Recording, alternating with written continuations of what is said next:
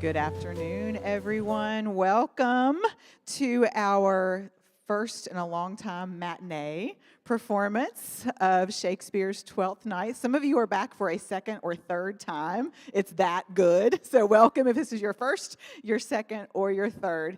It has been a privilege for me to see our actors and our crew just not only memorize what seems to be something impossible, but bring it to life in ways that help us appreciate the beauty of word, spoken word, written word, and just the amazing way that God has gifted our students and our staff and our crew. So without any further delay, I would love to start our time together in prayer. Father God, in this time of anticipation and excitement, we turn to you, the source of all creativity and inspiration. Thank you for the opportunity to share the talents that you have given our students, our crew, and our staff. And with humility and gratitude, we entrust them to you. May today's performance encourage them and us. Let it provide us with another opportunity to see that all good gifts come from you, and how much we, your image bearers, we need you. And how may it increase our thankfulness that you have given us salvation through Jesus. And it's your Son's precious name, Jesus, we pray. Amen. Now, a few announcements before we start. First, if you have a cell phone, if you could make sure that you have it on vibrate and put away if needed. If you are videoing, you are welcome to, but please do not video in the aisleway or where you're blocking someone behind you. And our bathrooms, if you exit out of the back exit door and turn to your right, you will see them through the double doors on your right. And I have one cast announcement to let you know that Camille Davis will be playing the part of Antonio today. So that's different on your playbill, so just be ready for Camille as Antonio. All right, now, may I present you William Shakespeare and Lord Chamberlain's man.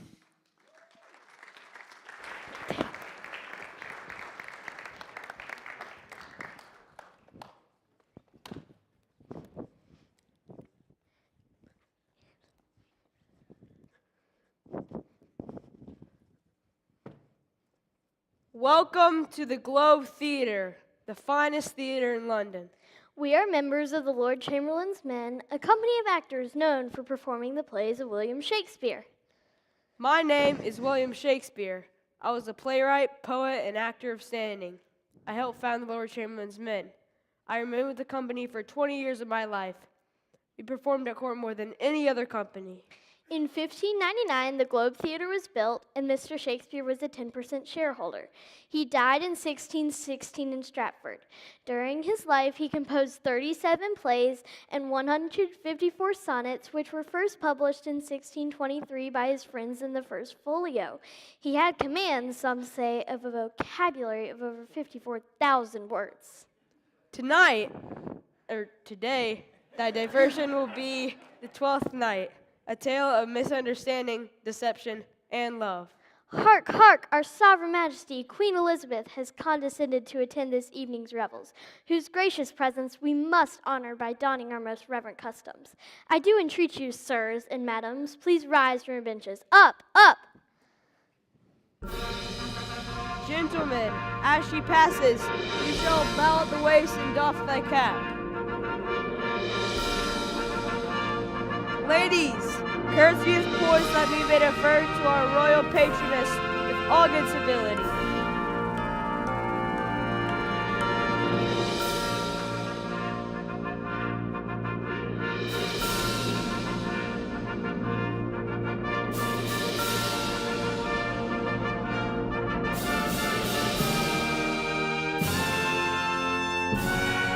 Welcome, Your Majesty, to our humble theater.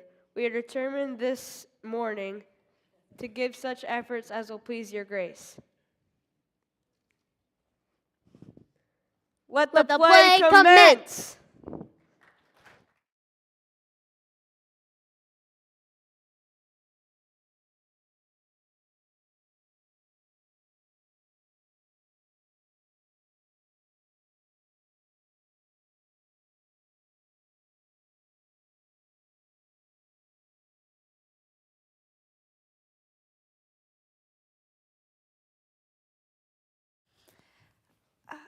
What country, friends, is this?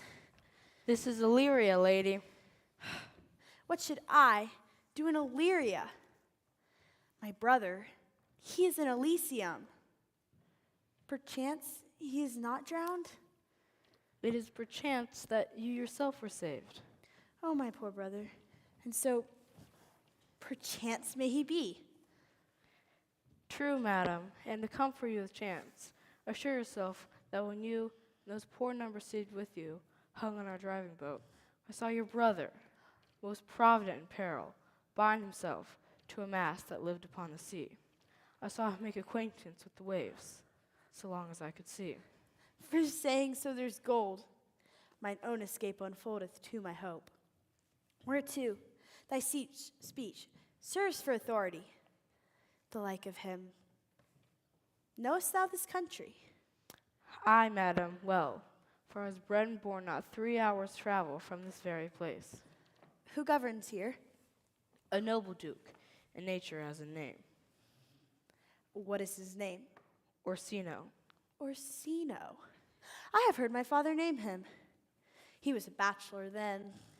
And is so now, or was so very late, for but a month ago I went from hence, and was fresh in murmur, as you know, what greater ones do, the less will prattle of, that he did seek the love of fair Olivia, What's she? a virtuous maid, the daughter of a count, who died some 12 months since, leaving her in the care of his son, her brother, who shortly also died, and for whose dear love she hath abjured the company and sight of men.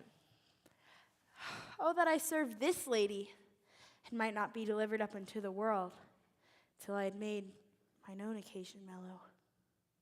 What my estate is, That were hard to compass, for she will admit no kind of suit, no, not the duke's. there is fair behavior in thee, captain.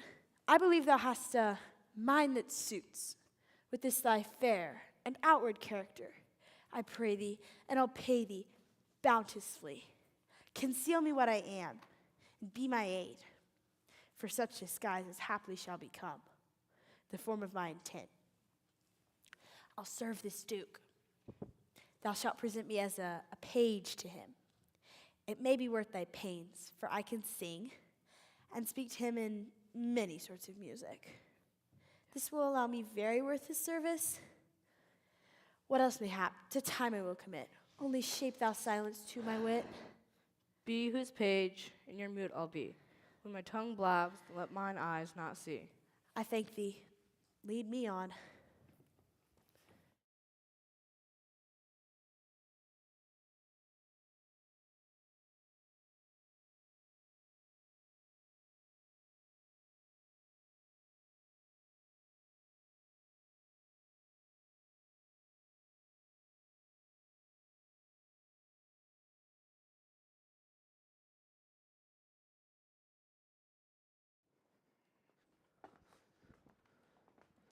If music be the food of love, play on. Give me excess of it. Oh, came over my ear like the sweet sound that breathes upon a bank of violets. Enough, no more. 'Tis not so sweet now as it was before. O spirit of love, how quick and fresh art thou, that notwithstanding thy capacity receiveth as the sea, not enters there. Validity and pitch soever, but falls into abatement, and even in a minute, so full of shapes his fancy, that it alone is high fantastical. Will you go hunt, my lord?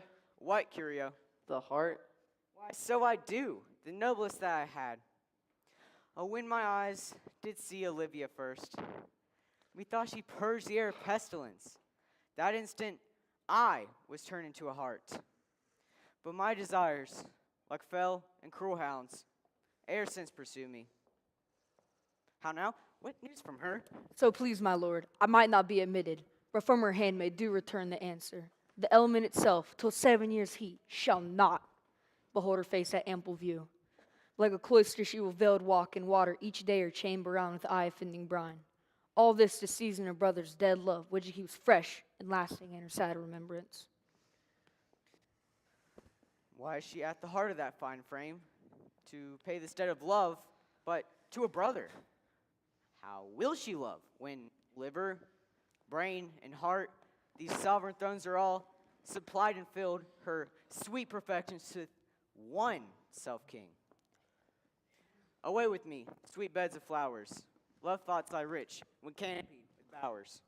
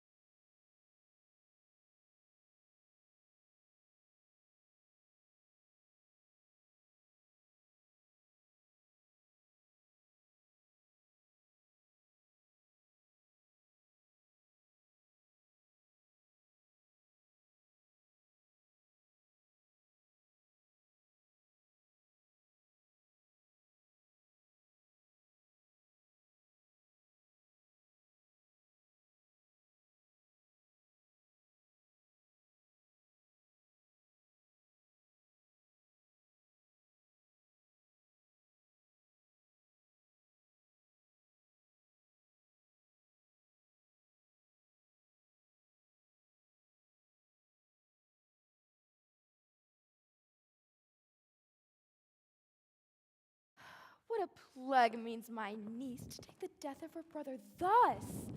I am sure care's an enemy to life. By my troth, Lady Tabitha, you must come in earlier o' nights. Your cousin, my lady, takes great exceptions to your ill hours. Why let her accept before accepted? Aye, but you must confine yourself within the modest limits of order. Confine? I'll confine myself no finer than I am. These clothes be good enough to drink in, and so be these boots too. That quaffing and drinking will undo you. I heard my lady talk of it yesterday, and of a foolish knight that you brought in here one night to be her wooer. Who? Sir Andrew Aguecheek? Aye, he. Why, he's as tall a man as any in Illyria. What's that to the purpose? Why, he hath 3,000 ducats a year. Aye, but he'll have but a year in all these ducats. He's a very full and a prodigal. Fine, you'll say so. He speaks 3 or 4 languages, word for word, without book, and hath all the good gifts of nature. He hath indeed, almost natural. For besides that he's a fool, he's a great quarreler.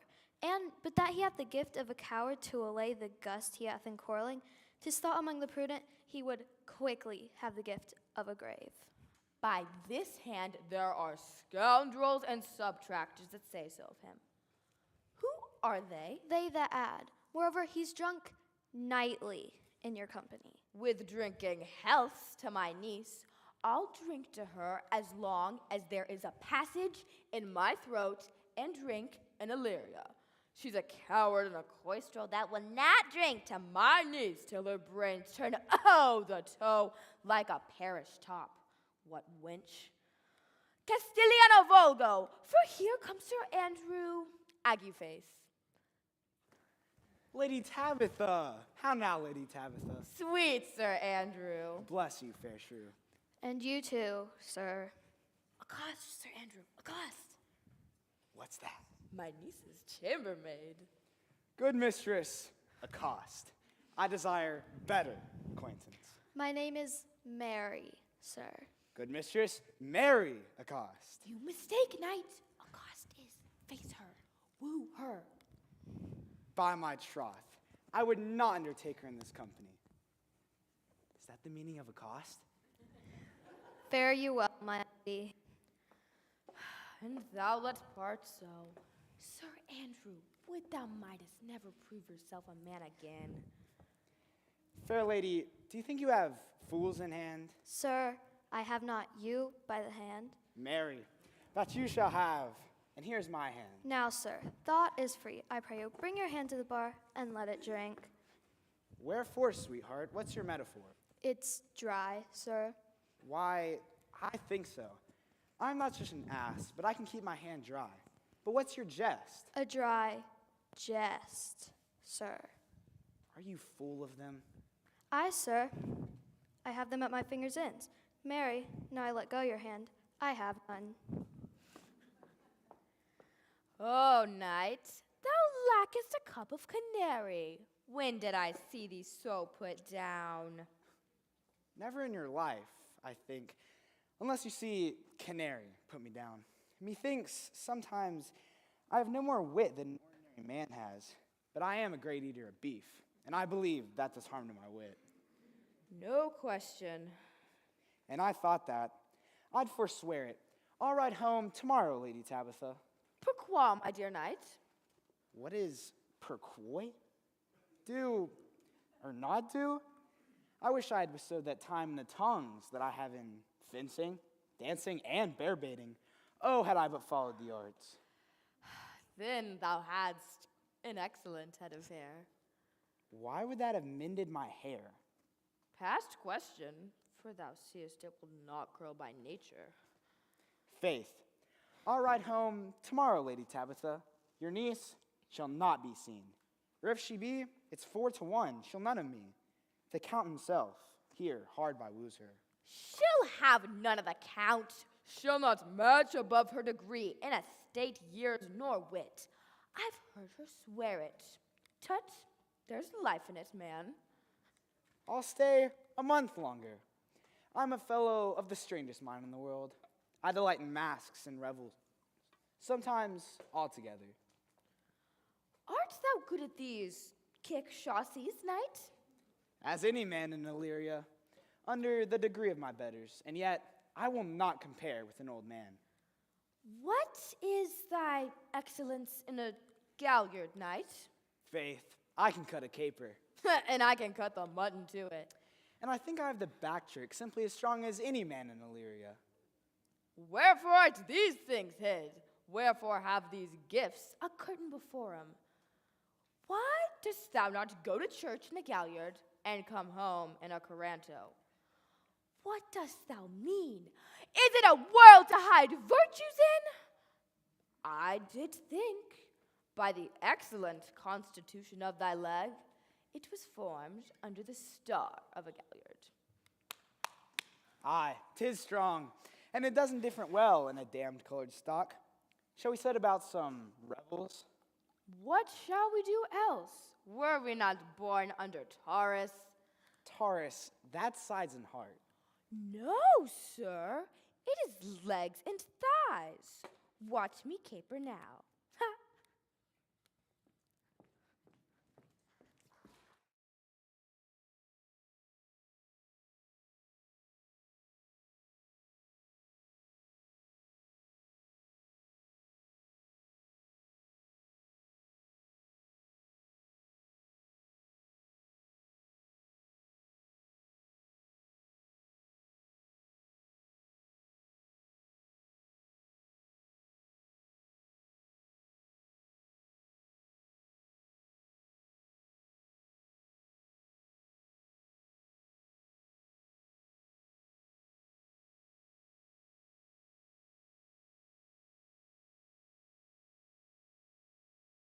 If the Duke continue these favors to you, Cesario, you are like to be much advanced. He hath known you but 3 days, and already you are no stranger. You either fear his humor or my negligence. That you call into question the continuance of his love. Seeing constant, sir, in his favors. No, believe me. I thank you. Here comes the count. Who saw Cesario? On your attendance, my lord. Here. Stand you a while aloof. Cesario, thou knowest no less but all, for I have unclasped thee the book, even my secret soul. Therefore, good youth, address thy gate unto her. Stand at her doors, be not denied access. Tell them, there thy fixed foot shall grow, till thou have an audience. Sure, my noble lord, if she be so abandoned to her sorrow, as it is spoke, she will never admit me. Be clamorous and leap all civil bounds, rather to make an unprofited return. Say I do speak with her, my lord. What then? Oh then, unfold the passion of my true love, surprise her with the discourse of my true faith. She will attend it better in thy youth than in a nuncio's of more grave aspect. I think that's so, my lord. Dear lad, believe it, for they shall beguile thy happy years. Thou say they are a man. Diana's lip is not so smooth and rubious, and thy small pipe is as a maiden's organ, shrill and sound, and all is some blade of a woman's part. I know thy constellation is ripe after this affair. Some 4 or 5 attend him, all if you will, for I am best and least in company. Prosper well in this, and thou shalt live as freely as thy master, to call his fortunes thine. I'll do my best to woo your lady. Yet barful strife, whoe'er I woo, myself would be his wife.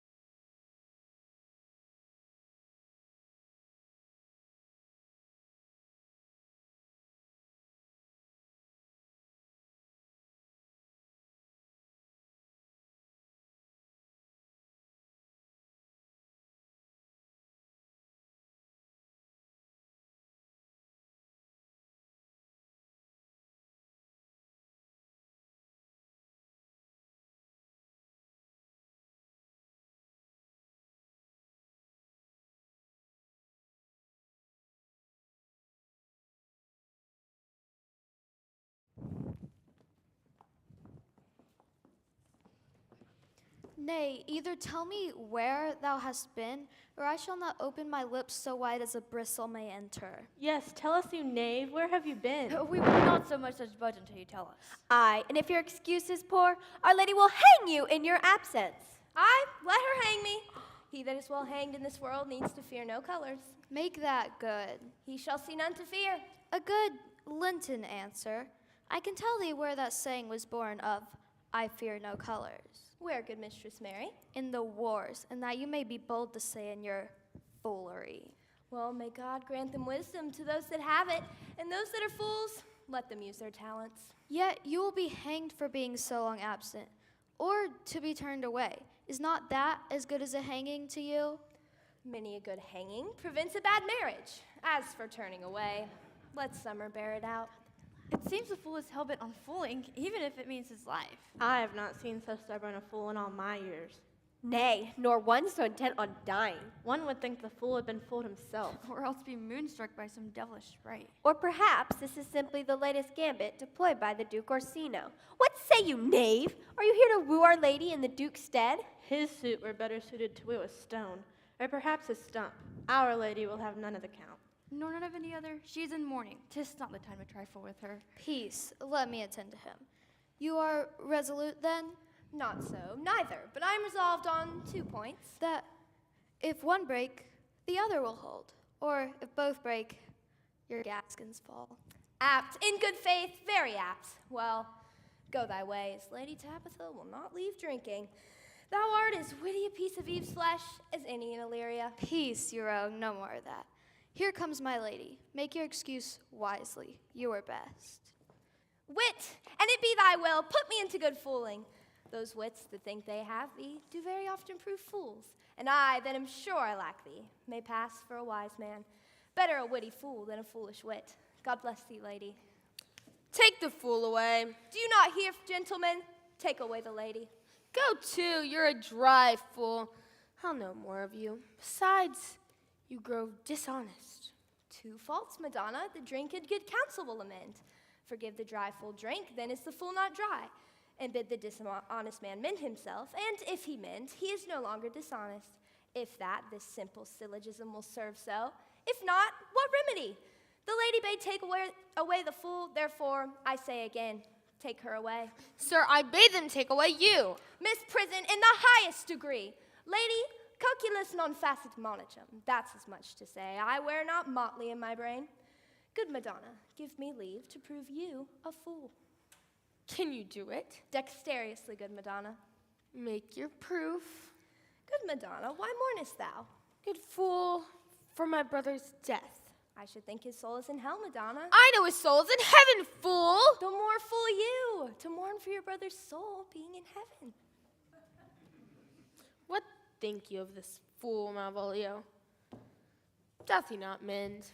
Yes, and shall do, till the pangs of death do shake him. Infirmity that decays the wise doth ever make a better fool. Well, may God send you, sir, a speedy infirmity for the better increasing of your folly. Lady Tabitha will be sworn that I am no fox, but she will not pass her word for 2 pence that you are no fool. What say you to that, Malvolio? I marvel your ladyship take delight in such a barren rascal. Look you now, he's out of his guard already. Unless you laugh and minister occasion to him, he is gagged. You are sick of self-love, Malvolio, and taste with a distempered appetite. To be generous, guiltless, and of a free disposition is to take those things for bird bolts that you deem cannon bullets. There's no slander in an allowed fool, though he do nothing but rail, nor no railing in a known discreet man, though he do nothing but reprove.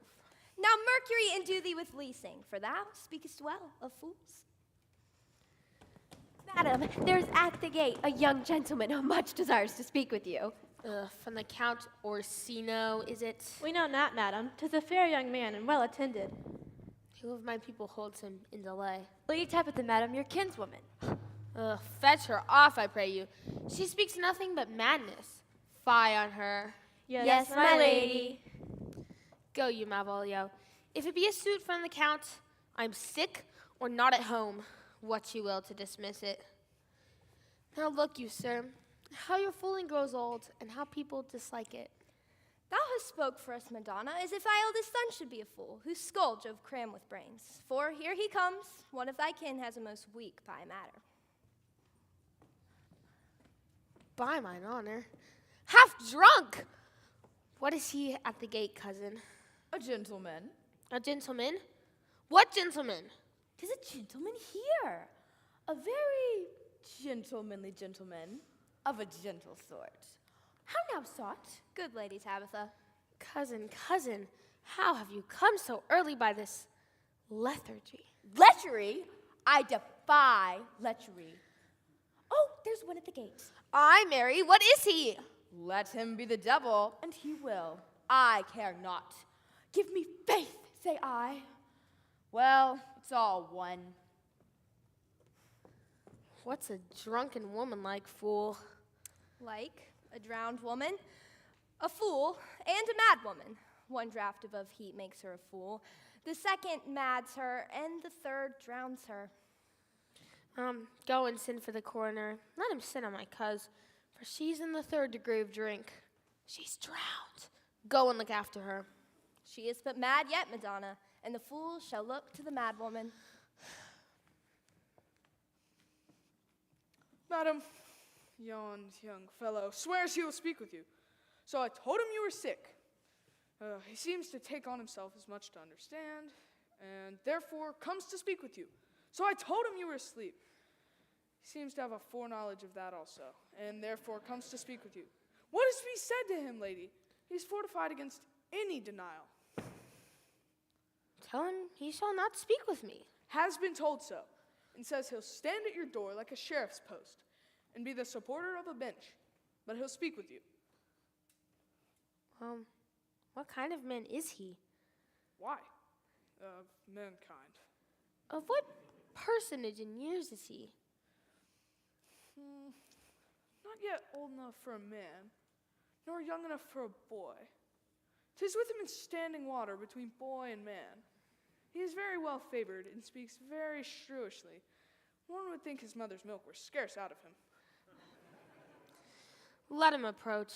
Call my gentlewoman. Gentlewoman, my lady calls. Come, bring me my veil. Come, throw it o'er my face. We'll once more hear Orsino's embassy.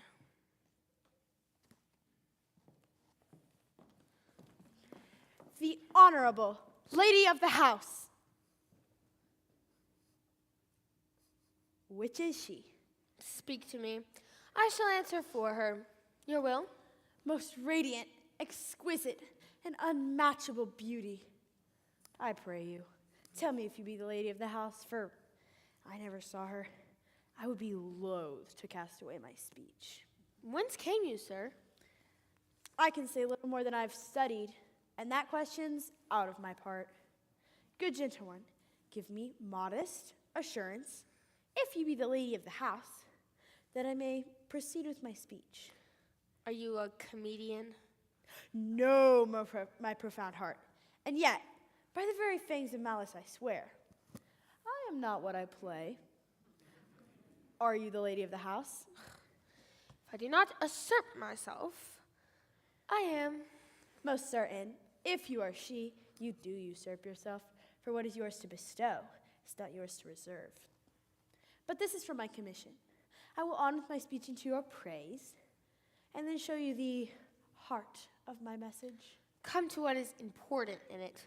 I forgive you the praise. Alas, I took great pains to study it, and 'tis poetical. It is the more like to be feigned. I pray you keep it in. I heard you were saucy at my gates, and allowed your approach rather to wonder at you than to hear you. If you be mad, be gone.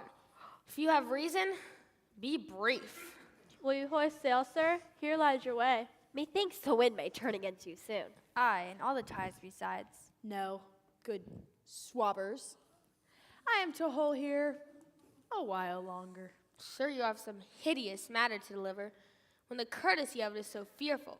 Speak your office. It alone concerns your ear. I bring no overture of war, no taxation of homage. I hold the olive in my hand. My words are as full of peace as matter. You begin rudely. What are you? What would you? What I am and what I would are secret. To your ears, divinity. To all else's, profanation. Give us the place alone. We will hear this divinity. Now, sir, what is your text? Most sweet lady. A comfortable doctrine, and much may be said of it. Where lies your text? In Orsino's bosom. In his bosom? In what chapter of his bosom? To answer by the method, in the first of his heart. Ugh, I've read it. It is heresy. Have you no more to say? Good madam, let me see your face. Have you any commission from your lord to negotiate with my face? You are now out of your part. But we will draw the curtain and show you the picture. Look you, sir, such a one as I was this present. Is it not well done? Excellently done, if God did all. 'Tis in grain, sir. 'Twill endure wind and weather. 'Tis beauty truly blent, whose red and white nature's own sweet, uncutting hand laid on. Lady, you are the cruelest she alive.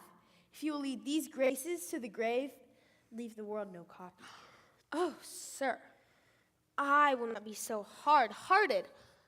I will give out diverse schedules of my beauty, and it shall be inventoried, and every particle and utensil labeled to my will as item, 2 gray eyes with lids to them, item, 2 lips indifferent red, item, 1 neck, 1 chin, and so forth. Were you sent hither to praise me? I see what you are. You are too proud. But if you were the devil, you are fair. My lord and master loves you. How does he love me? With adorations, fertile tears, with groans that thunder love, and sighs of fire. Ugh, your lord does know my mind. I cannot love him. Let him sin no more. I suppose him virtuous, know him noble, and in dimension, in the shape of nature, a gracious person, but yet I cannot love him. He might have took his answer long ago. If I did love you in my master's flame, with such a suffering, such a deadly life, in your denial, I would find no sense. I would not understand it. Why, what would you? Make me a willow cabin at your gate. Call upon my soul within the house. Write loyal cantons of uncontemned love and sing them out loud, even in the dead of night. Hallow your name to the reverberant hills. Make the babbling gossip of the air cry out, Orsino, Olivia! Oh, you should not rest between the elements of air and earth. But you should pity me. You might too much. What is your parentage? Above my fortune, yet my state as well. I am a gentleman. Get thee to your lord. I cannot love him, Lensimmed, no more. Unless, perchance, you come to me again to tell me how he takes it. Fare thee well. I thank you for your pains. Spend this for me. I am no feed post, lady. Keep your purse. My master, not myself, lacks recompense. Farewell, fair cruelty. Above my fortunes, yet my state is well. I am a gentleman. I'll be sworn thou art, thy limbs, tongue, axes, and spirit, to give thee fivefold blazon. Not too fast. Soft, soft, unless the master were the man? How now? Even so quickly may one catch the plague? Methinks I feel this youth's perfections with an invisible and subtle stealth to creep in at mine eyes. Well, let it be. What ho, Malvolio? Here, madam, at your service. Run after that same peevish messenger, the county's man. He left this ring behind him. Would I or not tell him? I'll none of it. Desire him not to flatter with his lore, nor hold him up with hopes. I am not for him. If that youth should come again this way tomorrow, I'll give him reason for it. Hide thee, Malvolio. Madam, I will. I know not what, and fear to find mine eye too great a flatterer for my mind. Fate, show thy force, ourselves we do not owe. What is decreed must be, and be this so.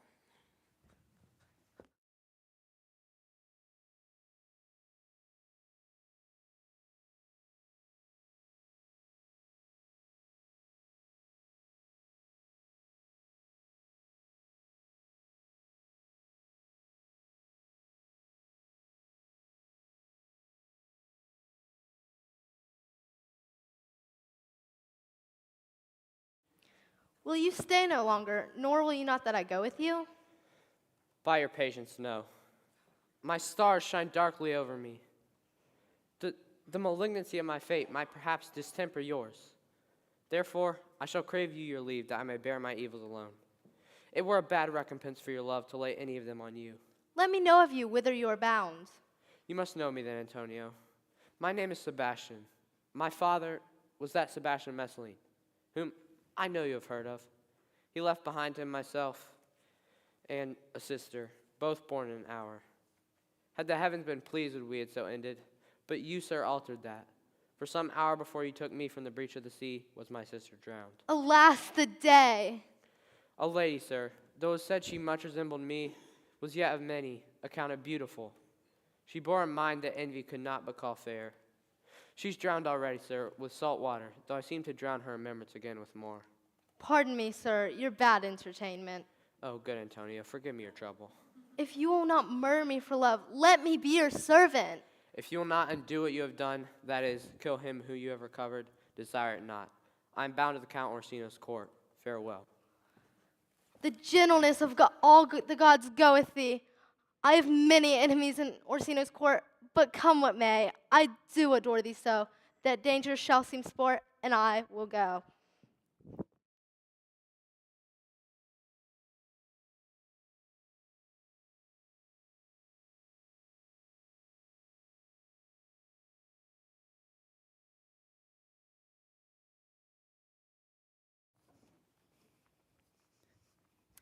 Were you not even now with the Countess Olivia? Even now, sir, on a moderate pace I have since arrived but hither. She returns this ring to you, sir. And she adds, moreover, that you put your lord into a desperate assurance that she will none of him. And one thing more, that you never be so hardy to come again on his affair, unless it is to report his taking of this. Receive it so. She took the ring of me. I'll not of it. Come, sir, you peevishly threw it to her, and it is her wish that it be so returned. If it be worth stooping for, there it lies, in your eye. If not, be it his that finds it.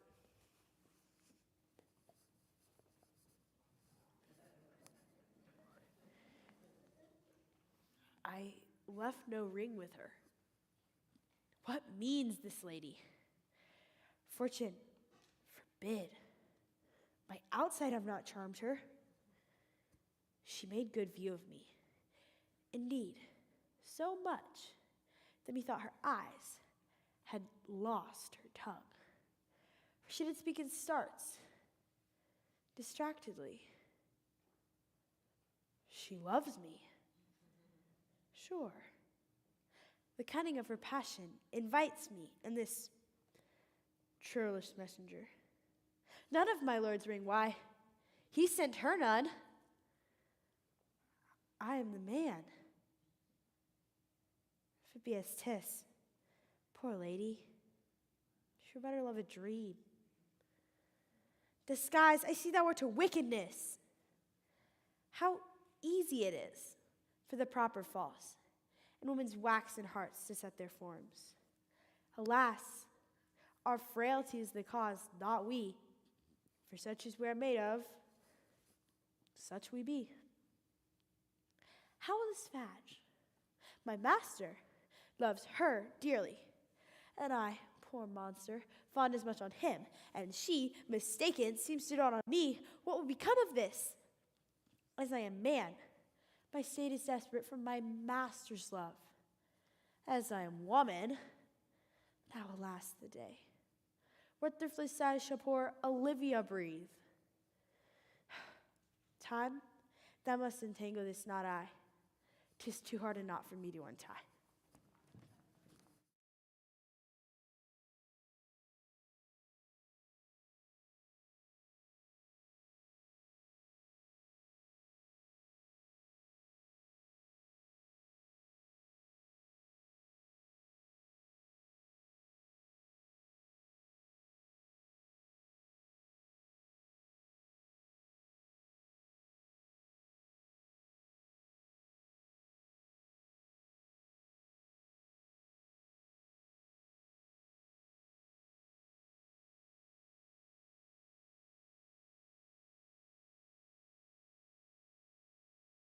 Approach, Sir Andrew. Not to be abed after midnight is to be up betimes.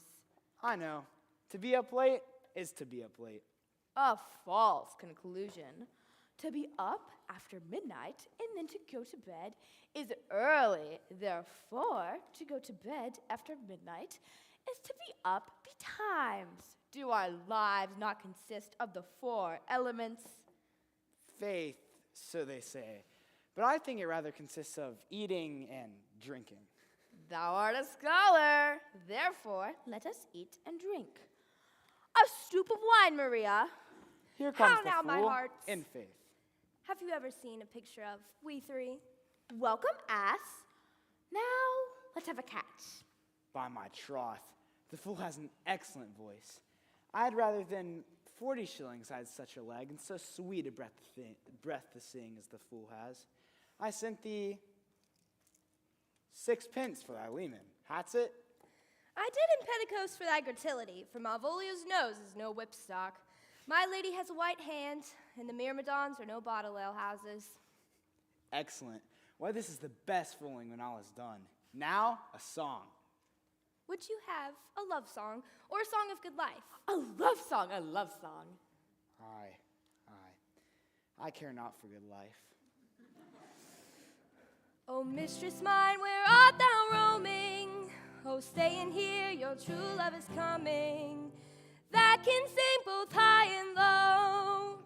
Trip no further, pretty sweeting. journey's end and lovers meeting, every wise man's son doth know.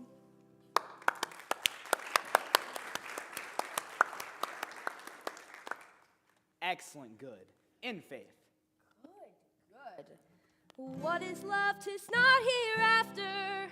Present mirth hath present laughter. What's to come is still unsure. In delay there lies no plenty. Then come kiss me, sweet and 20. Youth's the stuff will not endure.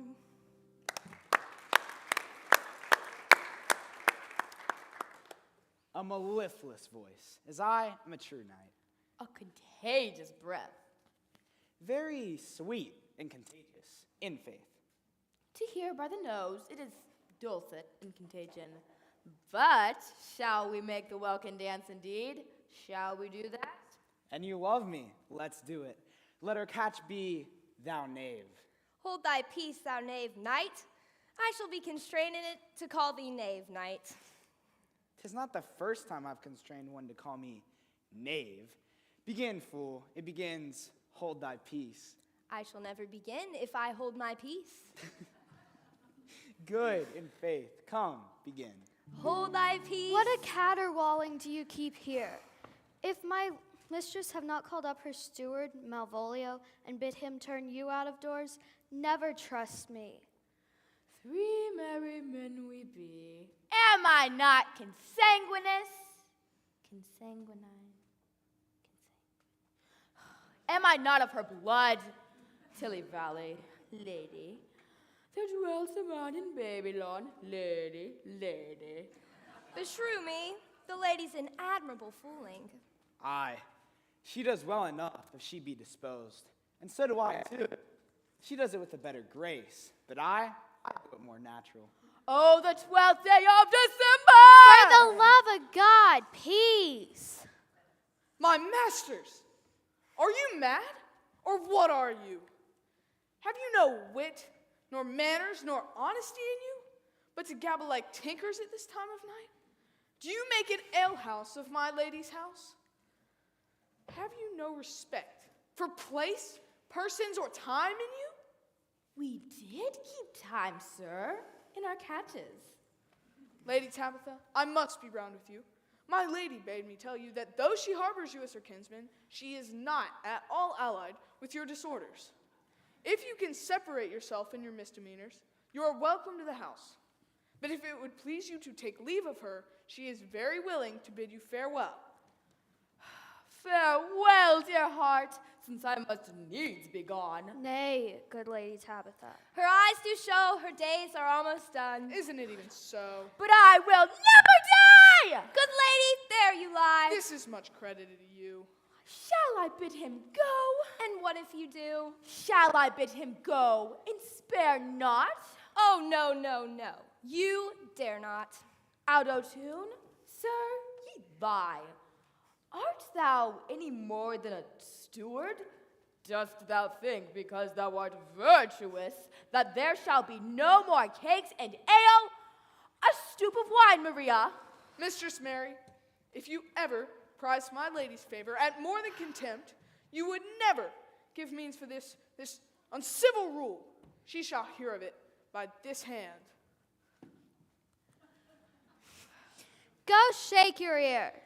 'Twere as good a deed as to drink when a man's a-hungry, to challenge him in the field, and then to break promise with him and make a fool of him.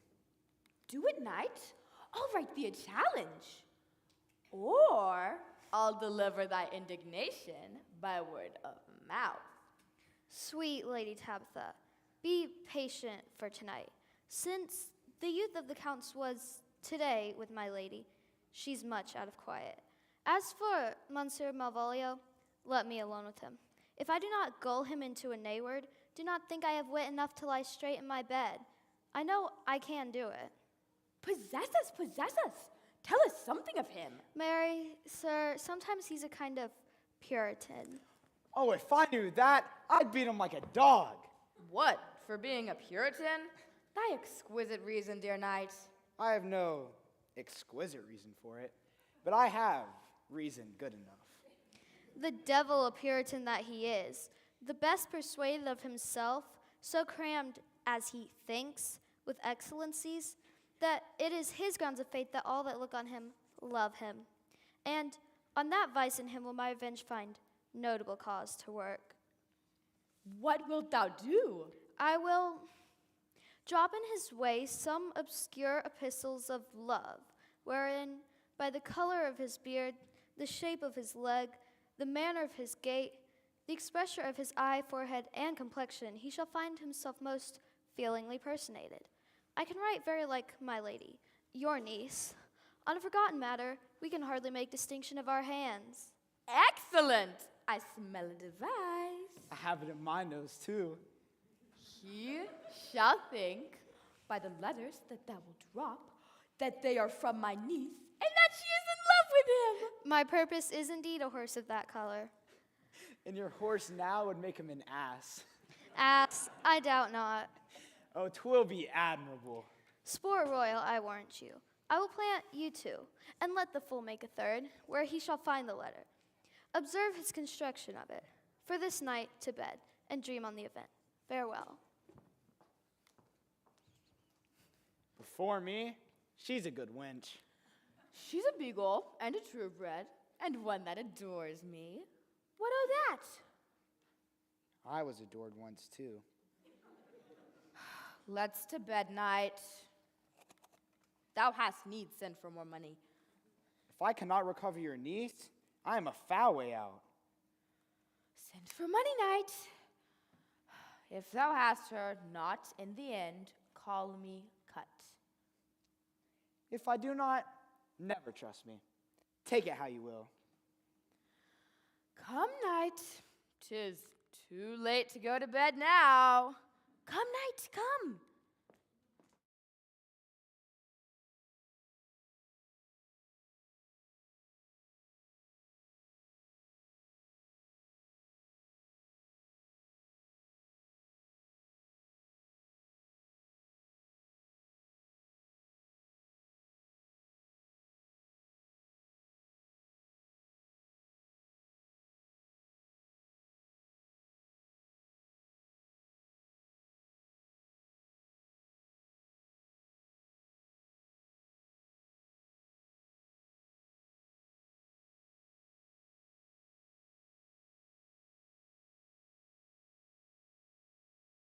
Give me some music.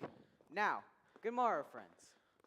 Now, good Cesario, with that piece of song, that old antique song we heard last night, methought it did relieve my passions much, more than light airs and recollected terms. Come, but one verse. He's not here, so please your lordship, that should sing it. Who was it? Festa, the jester, my lord, a fool that Lady Olivia's father took much delight in. He is about the house. Seek him out and play the tune the while. Come hither, boy.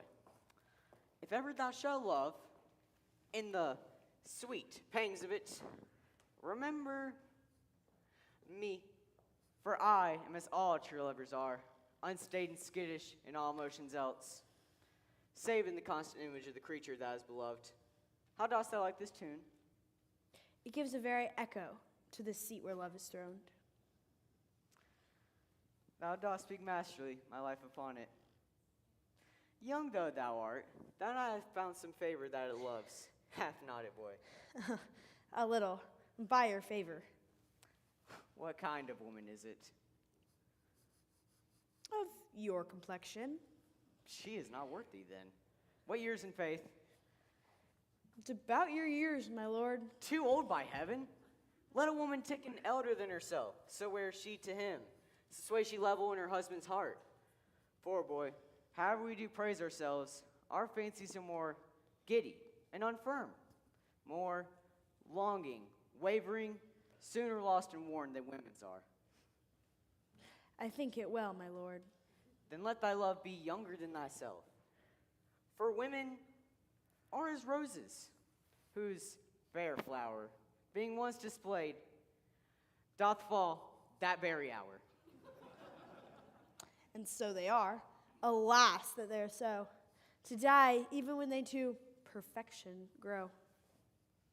Oh, fellow, come. The song we had last night. Marcus Cesario, for it is old and plain, and dallies with the innocence of love. Are you ready, sir? I prithee, sing. Come away, death, and in sad cypress let me be laid. Fly away, breath, I am slain by a fair, cruel maid. My shroud of white stuck all with you, oh prepare it. My part in death, no one so true did share it. Not a flower sweet on my black coffin there shall be strewn. Not a friend, greet my poor corpse, for my bones shall be thrown. 1,000 sighs to save. Lead me, oh, where sad true lover never find my grave to weep there.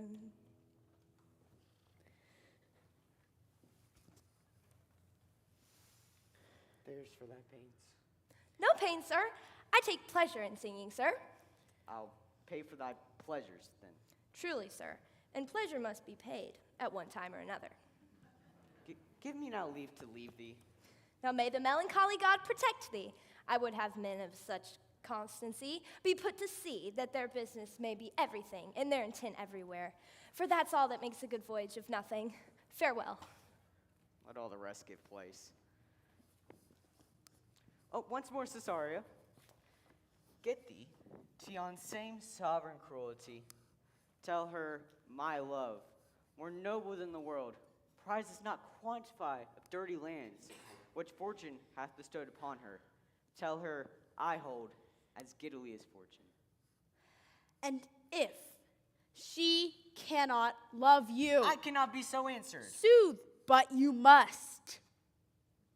Say there is a lady, as perhaps there is, who hath for your love as great a pang of heart as you have for Olivia's. You cannot love her, you tell her so. Must she not then be so answered?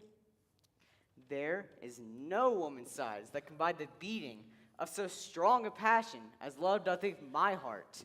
No woman's heart so big to hold so much. They lack retention. Alas, their love may be called appetite, but mine is as hungry as all the sea. Make no compare between the love that a woman can bear me and that I owe Olivia. Aye, but I know. What dost thou know? Too well what love women to men may owe. In faith, they are as true of heart as we. My father had a daughter loved a man, as it were, perhaps, or a woman. I should your lordship. And what's her history? A blank, my lord. She never told her love, but let concealment, like a worm in the bud, feed on her damask cheek. She pined in thought with green and yellow melancholy, and sat like patience on a monument, smiling at grief. Was this not love indeed? We men may say more, swear more, but indeed we prove much in our vows and little in our love. But died thy sister of her love, my boy? I am all the daughters of my father's house, and all the brothers too, and yet I know not.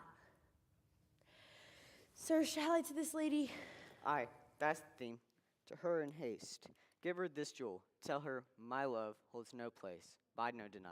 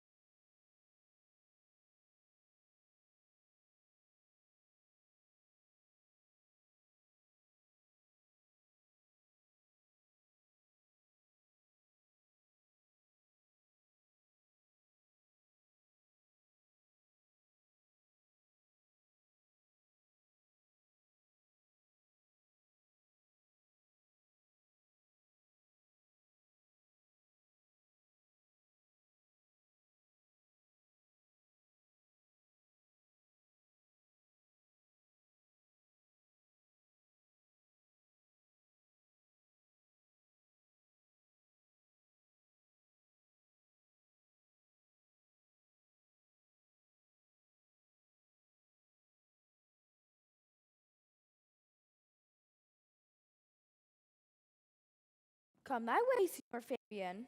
Nay, I'll come. If I lose a scruple at the sport, let me be boiled to death with melancholy. Wouldst thou not be glad to have that rascally sheep-biter come by some notable shame? I would exalt, good woman. You know, he put me out of favor with my lady about our bear bathing here. To anger him, we'll have the bear again. We'll fool him black and blue. Shall we not, Sir Andrew? And we do not. It is pity of our lives. Here comes the little villain. How now, my medal of India? Get ye all three into the box tree. Malvolio's coming down this walk. He's been yonder in the sun, practicing behavior to his own shadow this half hour. Observe him, for the love of mockery, for I know this letter will make a contemplative idiot of him. Close, in the name of jesting. Lie thou there, for here comes the trout that must be caught with tickling.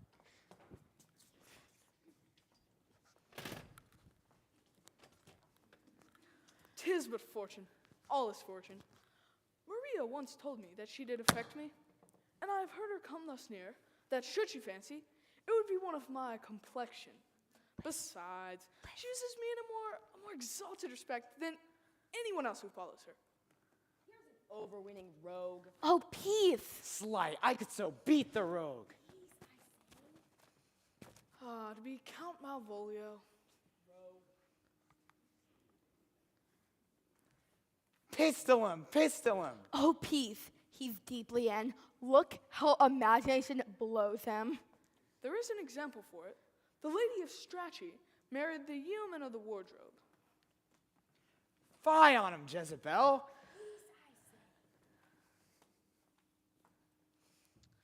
Having been 3 months married to her, sitting in my state, Oh, for a stone bonnet, hit him in the eye. calling my officers about me in my branched velvet gown, having come from a daybed where I have left Olivia sleeping. Oh, peace, peace!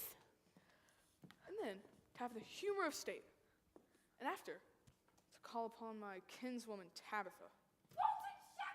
Oh, peace, peace, peace! Now. 7 of my people, with an obedient start, make out for her. I frown the while, perchance wind my watch, or play with some rich jewel.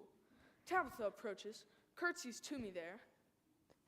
Shall this fellow live? Through our silence be drawn to the cars, yet peace! I extend my hand to her thus, quenching my familiar smile with an austere regard of control. And shall Tabitha take you a blow o' the lips then? Saying, Cousin Tabitha, my fortunes, having cast me upon your niece, give me this prerogative of speech. What? You must amend your drunkenness. Out, scab! Nay! Patience, or we break the sinews of our plot.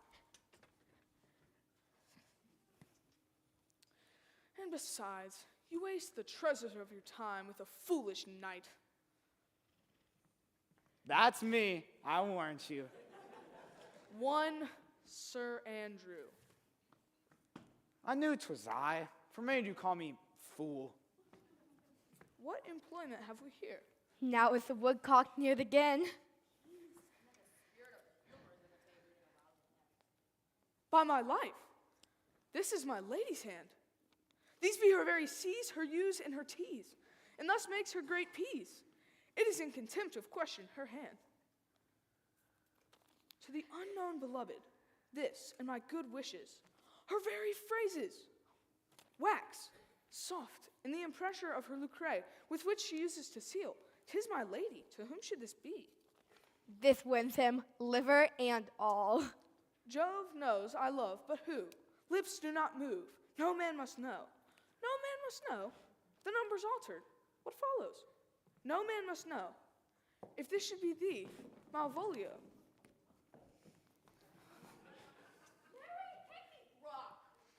I may command where I adore, but silence, like a lucre knife, with blood the stroke, my heart doth gore. M-O-A-I doth sway my life.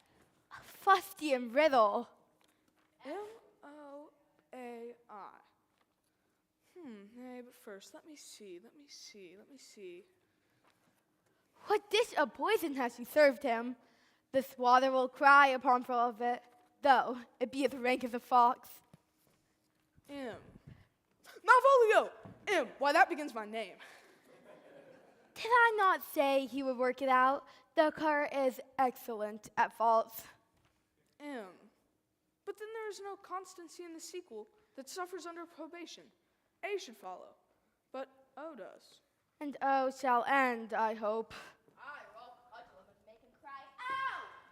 And then I comes behind. A and an I behind you. You might be able to see the directions at your heels, then the fortunes before you. M-O-A-I. Every one of those letters are my name. Soft, here follows prose. If this fall into thy hand revolve, in my stars I am above thee, but be not afraid of greatness. Some are born great, some achieve greatness, and some have greatness thrust upon them. Cast thy humble slough and appear fresh. Be opposite with the kinsman, surely with servants. She thus advises thee that sighs for thee. Remember who commended thee thy yellow stockings, and wish to see thee ever cross-gartered. Go to, thou art made, if thou desirest to be so. If not, let me see thee a steward still, the fellow of servants, not worthy to touch fortune's fingers. Farewell, she that would alter services with thee, the fortunate unhappy. Daylight and champagne discovers not more. This is open. I will be proud. I will read politic authors. I will baffle Lady Tabitha. I will wash off gross acquaintance. I do not now fool myself. My lady loves me. She did commend my yellow stockings of late, and she did praise my leg, being cross-gartered. And in this, she manifests herself to my love, and with a kind of injunction, drives me to these habits of her liking. I thank my stars I am happy. I will be strange, stout, in yellow stockings, and cross-gartered, even with the swiftness of putting on. Here's yet a postscript. Thou canst not choose but know who I am. If thou entertainest my love, let it appear in thy smiling. Thy smiles become thee well. Therefore, in my presence, still smile. Dear my sweet, I prithee. I will smile. I will do everything thou wilt have me.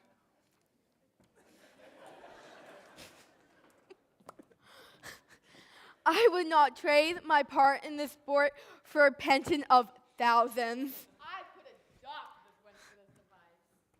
I could marry her. And you'll have no other dowry but such another jest. None indeed. Here comes my noble goal catcher. Wilt thou set thy foot on my neck? Or am I neither? Shall I play freedom at tri-trip and become thy bond slave? In faith, or I either. Thou hast put him in such a dream that when the image of it leaves him, he shall run mad. Nay, but say true, does it work upon him? Like aqua vitae with a midwife.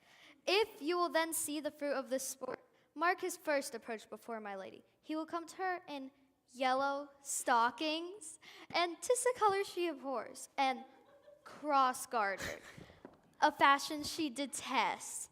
And he will smile upon her, which will now be so unsuitable to her disposition that it cannot but turn him into a notable contempt. If you will see this, follow me. To the gates of Cartar, my most excellent. I'll make one too.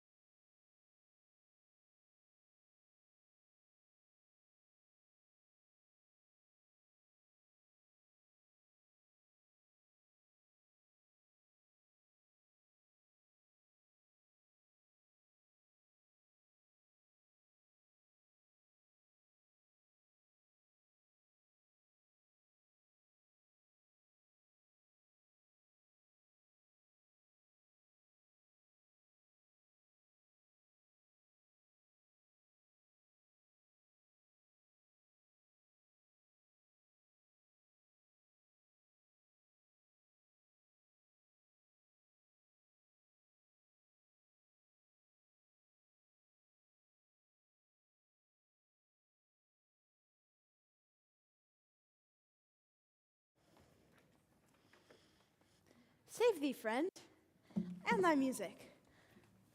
Dost thou live by thy taper? No, sir. I live by the church. Art thou a churchman? No such matter, sir. I do live by the church, for I do live at my house, and my house doth stand by the church. Oh, so thou mayst say that the king lies by the beggar, if the beggar doth dwell near him. Or thy tabor doth stand by thy church, if thy church doth stand by thy tabor. Thou hast said, sir, how quickly the wrong side may be turned outward.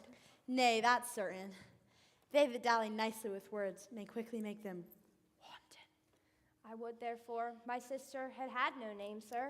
Why, man? Why, her name's a word, and to dally with that word might make my sister wanton.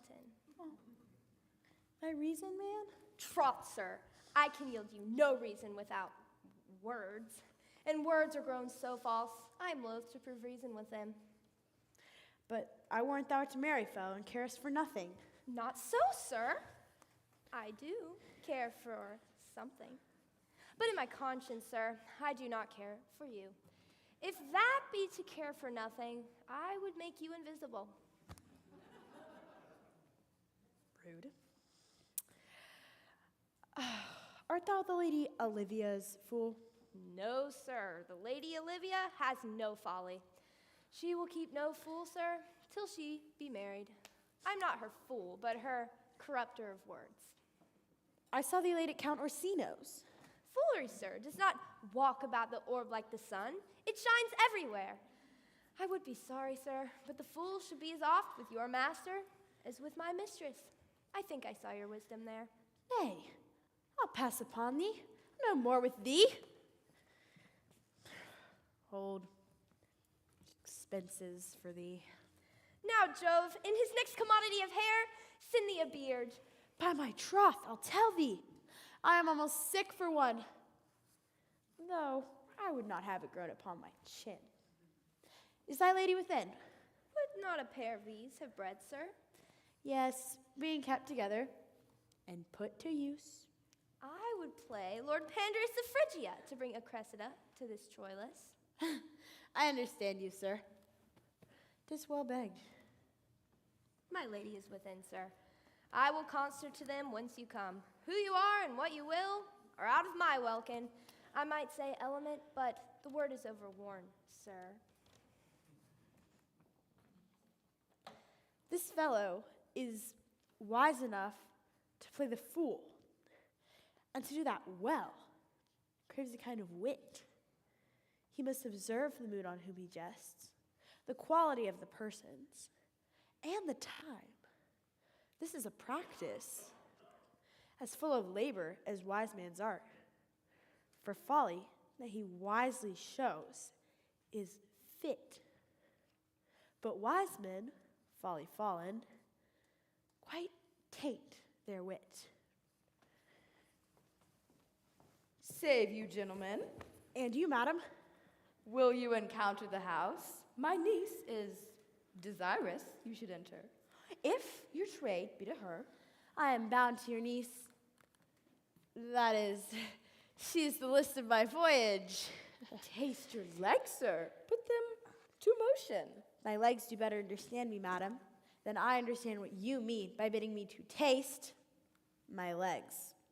I mean to go, sir, to enter. Oh, I will answer you with gate and entrance, but we are prevented. Most excellent, accomplished lady, the heavens rain odors on you. That youth's a rare courtier.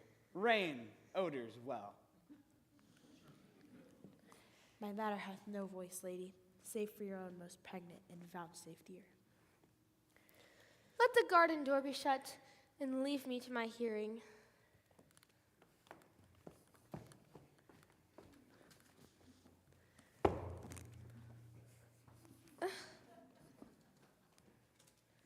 Give me your hand, sir. My duty, madam, and most humble service. What is your name? Cesario is your servant's name, fair princess. My servant, sir. Your servant's the Count Orsino youth. And he is yours, and as must needs be yours. Your servant is your servant, madam. For him, I think not on him. I would his thoughts were blanks, then filled with me. Madam, I come to wet your gentle thoughts on his behalf. I bid you never speak of him again. But would you undertake another suit? Oh, dear lady. Give me leave, beseech you. I did send a ring in chase of you. So did I abuse myself, my servant, and I fear me, you. Under your hard construction must I sit to force that in you in a shameful cunning which you knew none of yours. What might you think? Have you not set mine honor at the stake?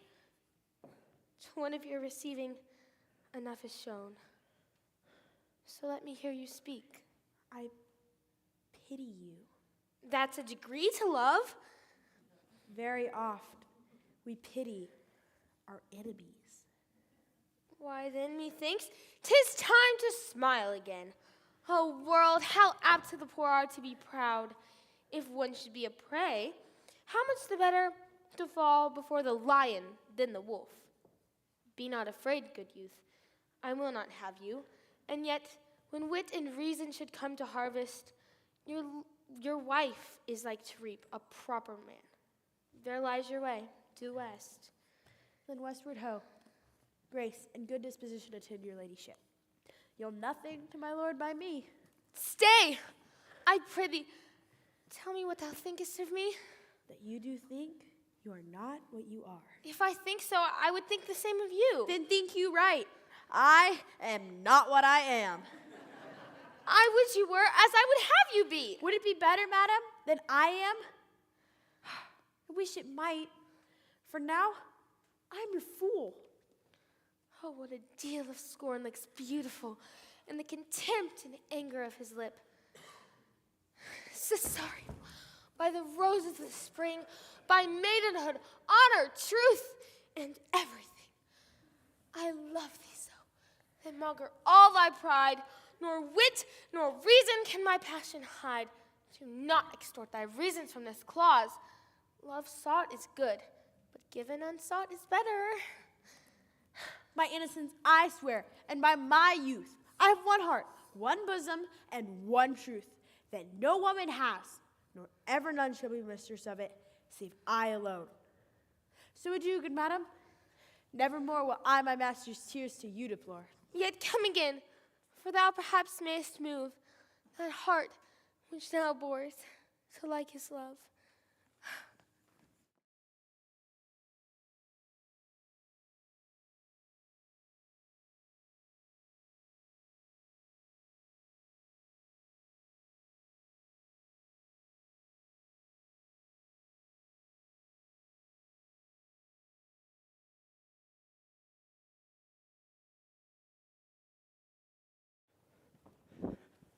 I would not by my will have troubled you, but since you make your pleasure your pains, I will no further chide you. I could not stay behind you, my desire. More sharp than filed steel did spur me forth.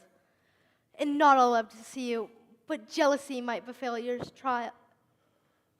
Being skilless in these parts, which to a stranger, unguided and unfriended, often prove rough and unhospitable.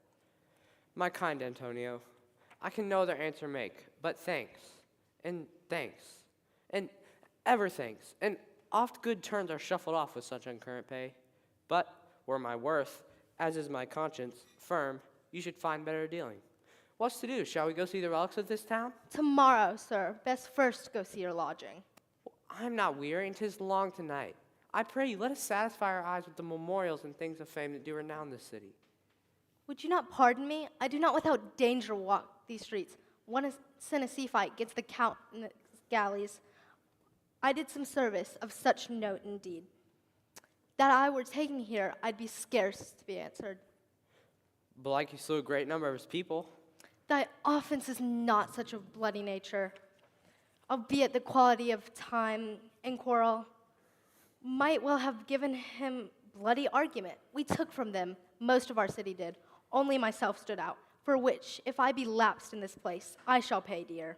Well, do not then walk too open. It doth fit me. Hold, sir. Here's my purse.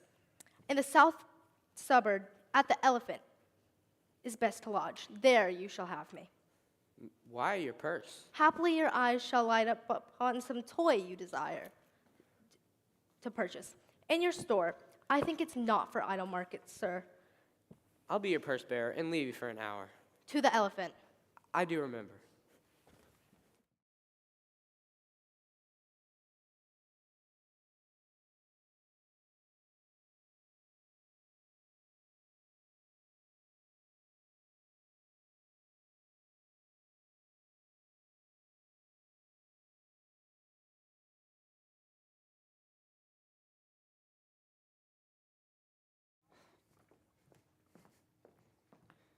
No, Faith.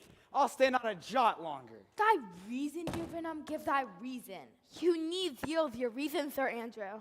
Mary, I saw your niece do more favors to the Duke's serving man than ever she bestowed upon me. I saw it in the orchard.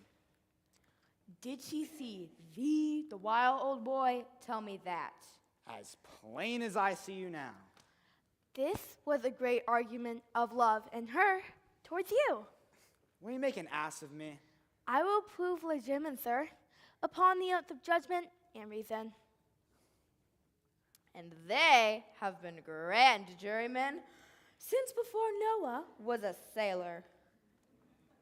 She did show favor to the youth in your sight, only to exasperate you, to wake your demouth valor, to put fire in your heart and brimstone in your liver. Should have then accosted her with some excellent jest, firing you from the men. You should have banged the youth into dumbness. The double guilt of his opportunity you let wash off, and now you are sailed into the north of my lady's opinion, where you will hang like an icicle off of the Dutchman's beard, unless you do redeem her by some laudable attempt, either by valor or policy. And it be anyway. It must be with valor. For policy, I hate. Why then build me thy fortunes upon the basis of valor? Challenge me, the Count's youth, to fight with him, hurt him in 11 places.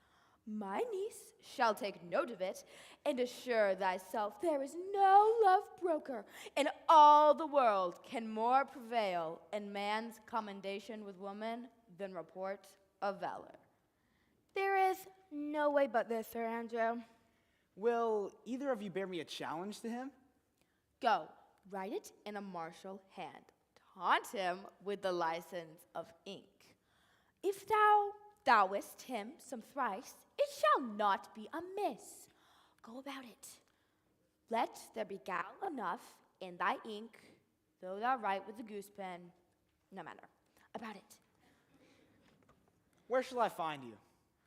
We'll call thee at the Capiculo. Go. This is dear mannikin of you, Lady Tabitha.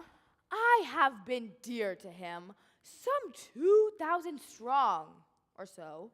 We have a rare letter from him, but you shall not deliver it. Never trust me then, and by all means stir on the youth to some answer. For Andrew, if he were opened, and you were to find so much blood in his liver that were to clog the foot of a flea, I'll eat the rest of the anatomy. And his opposite, the youth, bears vintage. No great passage of cruelty. Here comes the youngest wren of 9. If you desire the spleen and will laugh yourself into stitches, follow me. Yond gull Malvolio is turned heathen. For there's no Christian that means to be saved by believing rightly can ever believe in such impossible passages of grossness. He's in yellow stockings. And cross-gartered? Most villainously. I have dogged him like his murderer. He does obey every point of the letter that I dropped to betray him. He does smile his face into more lines than is in the new map with the augmentation of the Indies. You've not seen such a thing as Tis. I can hardly forbear hurling things at him. I know my lady will strike him. If she do, he'll smile and take it for a great favor. Come, bring us where he is.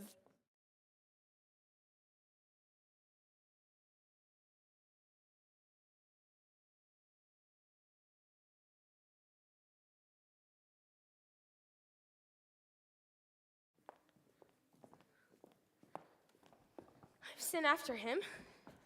He says he'll come. How shall I feast him? What bestow of him? I speak too loud. Where's Malvolio? He's sad and civil, and suits well for a servant of my fortunes. Where's Malvolio? He's coming, madam, but in a very strange manner. He is sure possessed, madam. Why? What's the matter? Does he rave? No, madam, he does nothing but smile. Your ladyship were best to have some guard if he come. For sure the man is tainted in his wits. Go call him hither. I'm as mad as he, if sad and merry madness equal be. How now, Malvolio? Sweet lady, ha ha ha. Smilest thou? I sent for thee upon a sad occasion. Sad lady? I could be sad. It would make some obstruction in the blood, this cross-gartering. But what of that? If it please the eye of one, it is with me, as the very true sonnet says, please one and please all. Why, how dost thou, man? What is the matter with thee? Not black in my mind, though yellow in my legs. It did come to his hand, and orders shall be executed. Wilt thou go to bed, Malvolio? To bed? Aye, sweetheart, and I'll come with thee. God comfort thee! Why dost thou smile so and kiss thy hand so oft? How do you, Malvolio?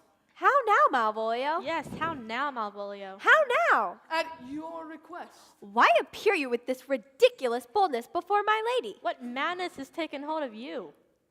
Be not afraid of greatness. 'Twas well writ. What meanest thou by that, Malvolio? Some are born great. Huh? Some achieve greatness, What sayest thou? and some have greatness thrust upon them. Heaven restore thee! Remember who commended thy yellow stockings, Thy yellow stockings. and wished to see thee cross-gartered? Cross-gartered? Go to, thou art made. Am I made? If not, let me see thee a servant still. Why, this is very midsummer madness. Madam, the young gentleman of the Count Orsino is returned. I could hardly entreat him back. He attends your ladyship's pleasure. I'll come to him. Good Maria, let this fellow be looked to. Where's my Aunt Tabitha? Let some of my people have a special care of him.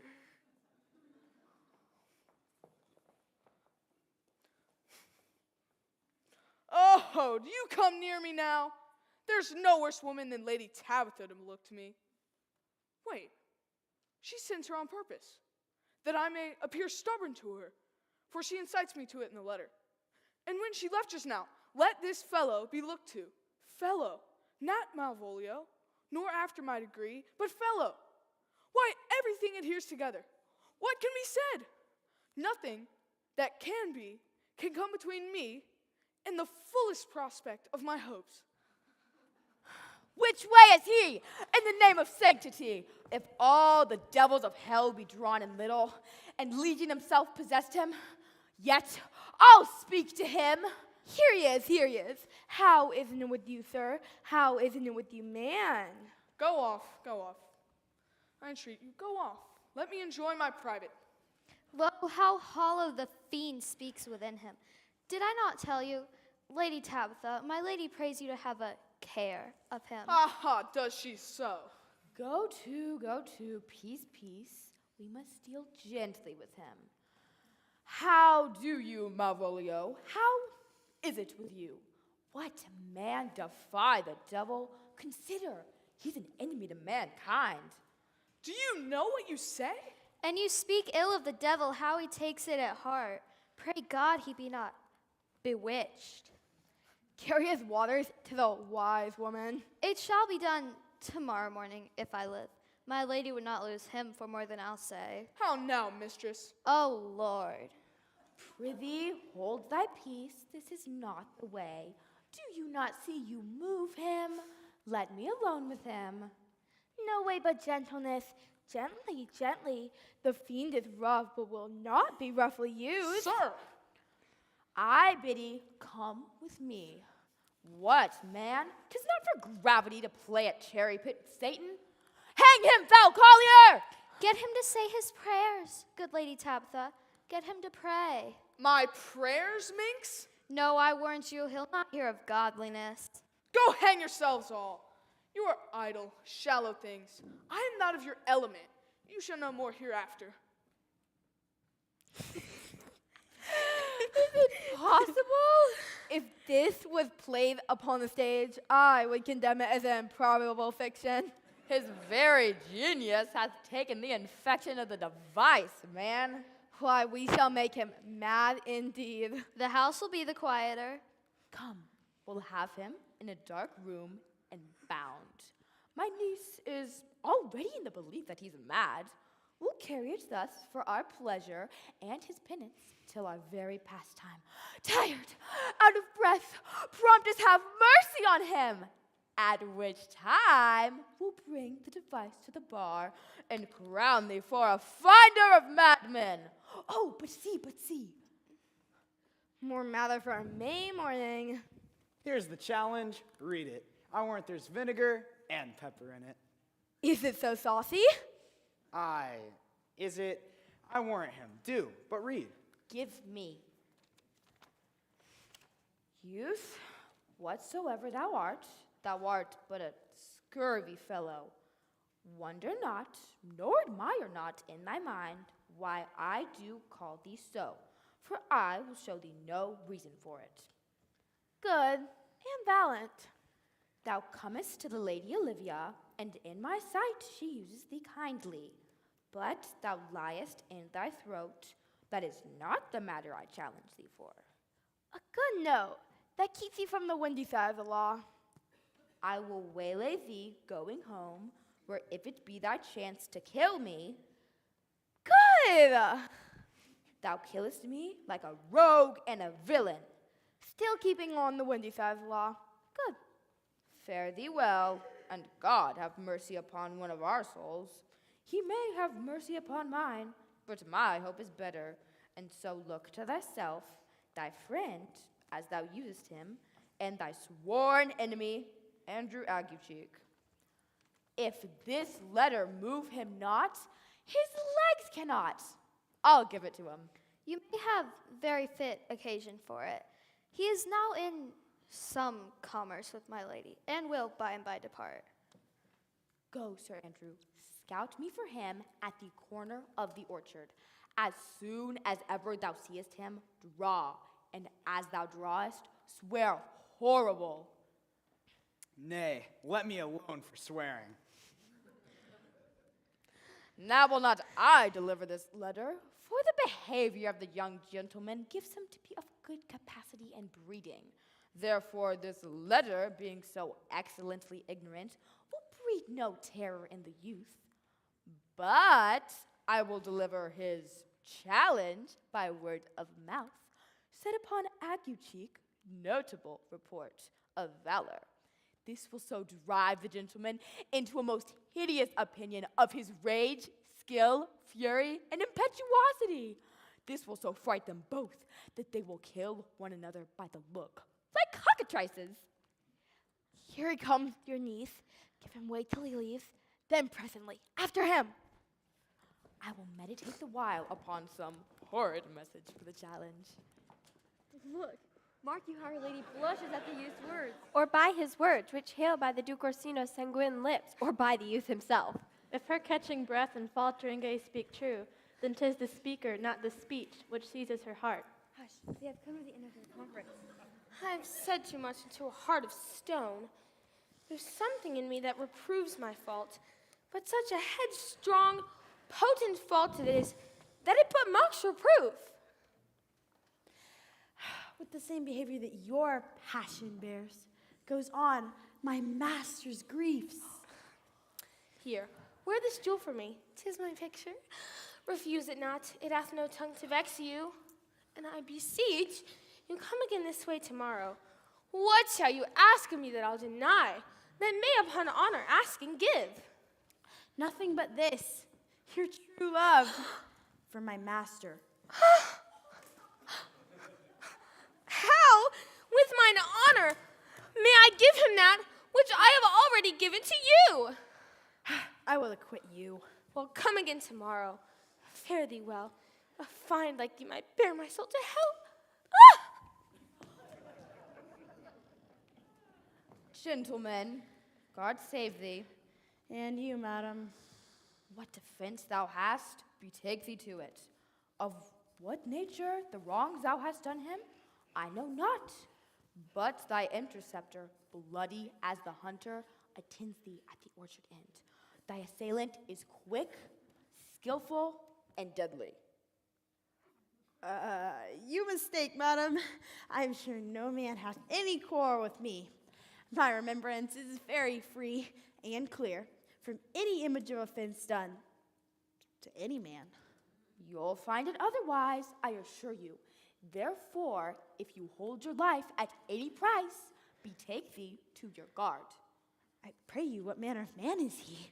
He is a knight, dubbed with unmatched rapier, and he is a devil in private brawl.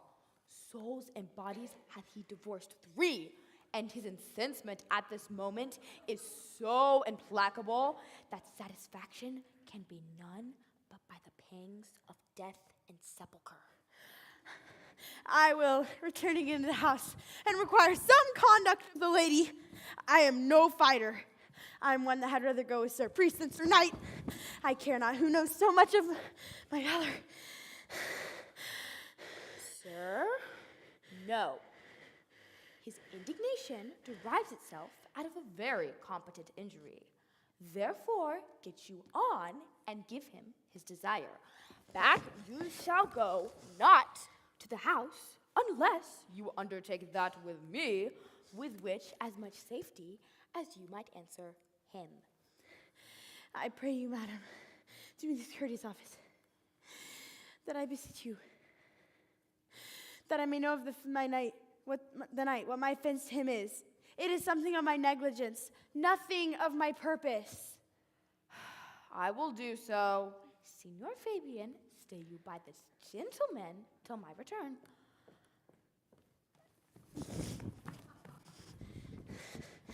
I pray you, sir, do you know of this matter? I know the knight is incensed against you, even to mortal embitterment, but nothing of the circumstance more. I beseech you. What manner of man is he? He is indeed, sir, the most skillful, bloody, and fatal opposite you could find in any part of Illyria. Will you walk towards him? I will make peace with him if I can. I should be much bound to you for it. I'm one that had rather go with Sir Priest than Sir Knight. I care not who knows so much of my valor.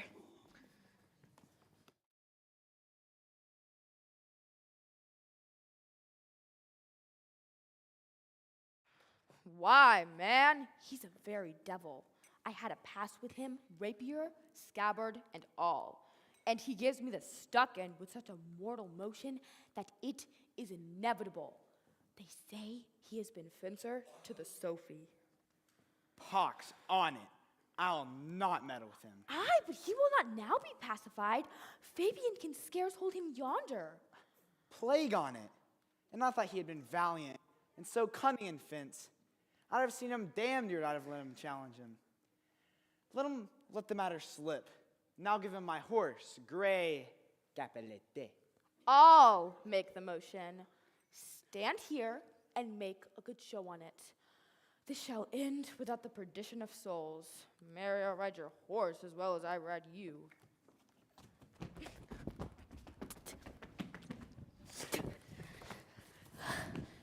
I have his horse to take up the quarrel. I've persuaded him the youth's a devil. He is horribly consumed himself and pants and looks pale as if a bear were at his heels. Sir, there is no remedy. He will, for oath's sake, fight with you. But he promises that he will not hurt you. Do it. Pray God defend me. A little thing would make me tell them how much I lack of a man. Give ground if you see him furious. Sir Andrew, there is no remedy. The youth will, for oath's sake, have one bout with you. But he has promised me, as he's a gentleman and a soldier, he will not hurt you. Come on, do it. Pray God he keep his oath. I do assure you, 'tis against my will.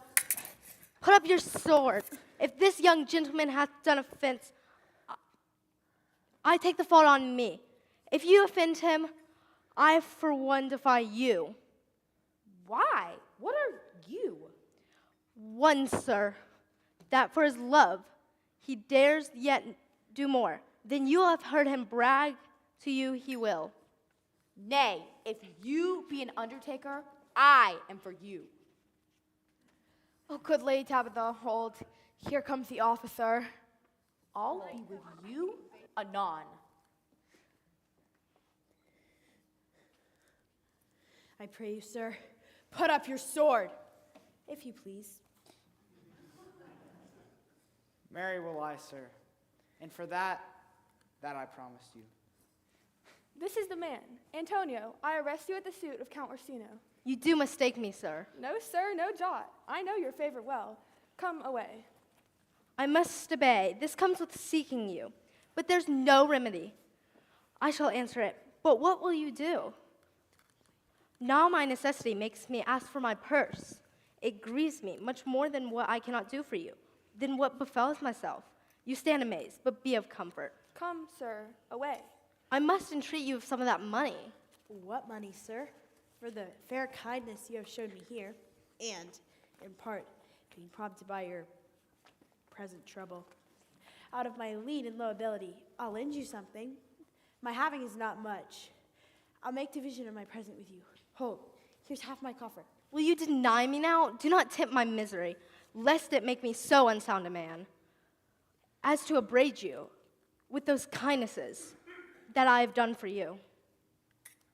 I know of none, nor know I you, by either voice nor feature. I hate ingratitude more in a man than lying, vainness, babbling, drunkenness, or any other taint of vice, whose strong corruption inhabits our frail blood. Oh, heavens themselves. Come, sir, I pray you, go. Let me speak a little. This youth you see here, I snatched one half out of the jaws of death. Into his image, which methought did I promise, most venerable work did I devotion. What's that to us? The time goes by. Away.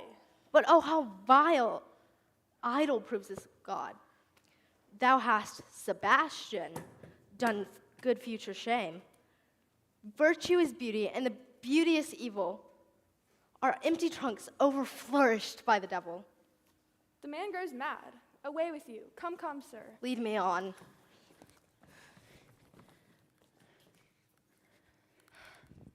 Methinks his words do from such passion fly that he believes himself. So do not I. Prove true imagination. Oh, prove true that I, dear brother, be not taken for you. He named Sebastian. I, my brother, know, yet living in my glass he went, still in the same fashion, color, and ornament. For him I imitate. Oh, if it prove, tempests are kind, and salt waves fresh in love. A very dishonest paltry boy, and more of a coward than a hare. His dishonesty appears in leaving his friend here in necessity, and denying him. And for his cowardship, ask Fabian. A coward, most devout coward. Let's just in it. Slid. I'll after him again and beat him. Do cuff him soundly, but never draw thy sword. And I do not. Come, let's see the event. I dare lay any money. 'Twill be nothing yet.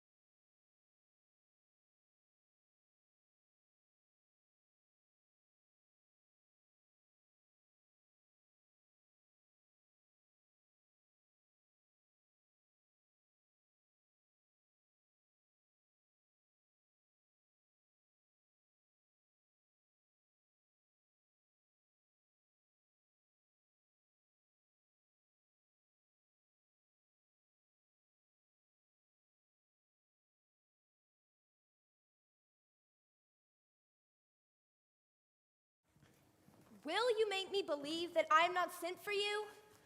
Go to, thou art a foolish fellow. Let me be clear of thee. Well, held out in faith. No, I do not know you, nor I am not sent to you by my lady to bid you come speak with her. Nor your name is not Master Cesario, nor this is not my nose neither. Nothing that is so is so. I prithee, vent thy folly somewhere else. Thou knowest not me. Vent my folly? He has heard that word of some great man, and now applies it to a fool. Vent my folly. I prithee, ungird thy strangeness, and tell me what I shall vent to my lady. Shall I vent to her thou art coming? I prithee, foolish Greek, depart from me. There's money for thee. If you tarry longer, I shall give a worse payment. By my troth, thou hast an open hand. Those men that give fools money get themselves a good report after 14 years' purchase. Now, sir, have I met you again? There's for you. And there's for thee, and there, and there. Are all the people mad? Ho, sir, or I'll go and dagger at your house. This I will tell my lady straight. I would not be in some of your coats for 2 pence. Come on, sir, hold! Nay, let him alone. I'll go another way of work with him. Let go thy hand. Come, youth, thou art well fleshed. Put up your iron. I will be free from thee. What wouldst thou now? If thou darest tempt me further, draw thy sword. Nay, then I'll have an ounce or two of this mal-cooked blood from Hold, Tabitha! On thy life I charge thee, hold! Madam? Will it ever be thus? Ungracious wretch, fit for the mountains and the barbarous caves, out of my sight. Be not offended, dear Cesario. Rude speed, be gone! I prithee, gentle friend, let not thy fair wisdom nor thy passion sway against this uncivil and unjust extension against thy peace. Go with me to my house, and hear thou there how many fruitless pranks this ruffian hath botched up.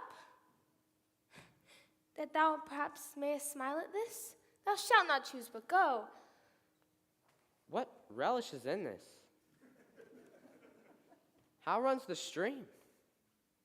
Or am I mad? Or else this is a dream. If it be thus a dream, still let me sleep. Nay, come, I prithee. Madam, I will. Say so, and so be.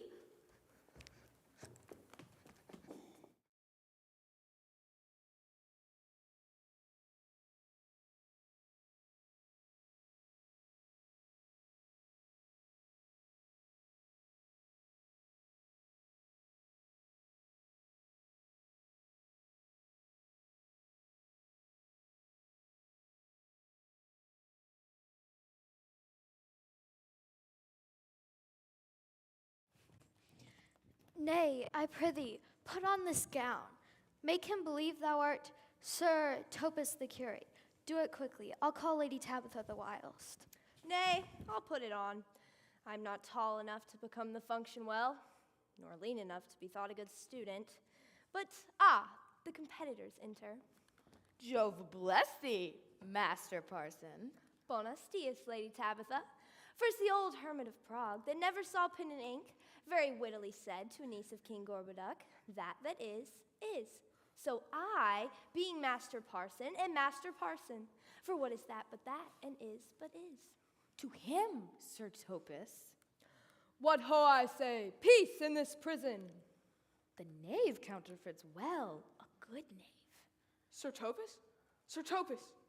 Good Sir Topus, go to my lady. Out, hyperbolical fiend! How vexest thou this man? Talkest thou nothing but of ladies?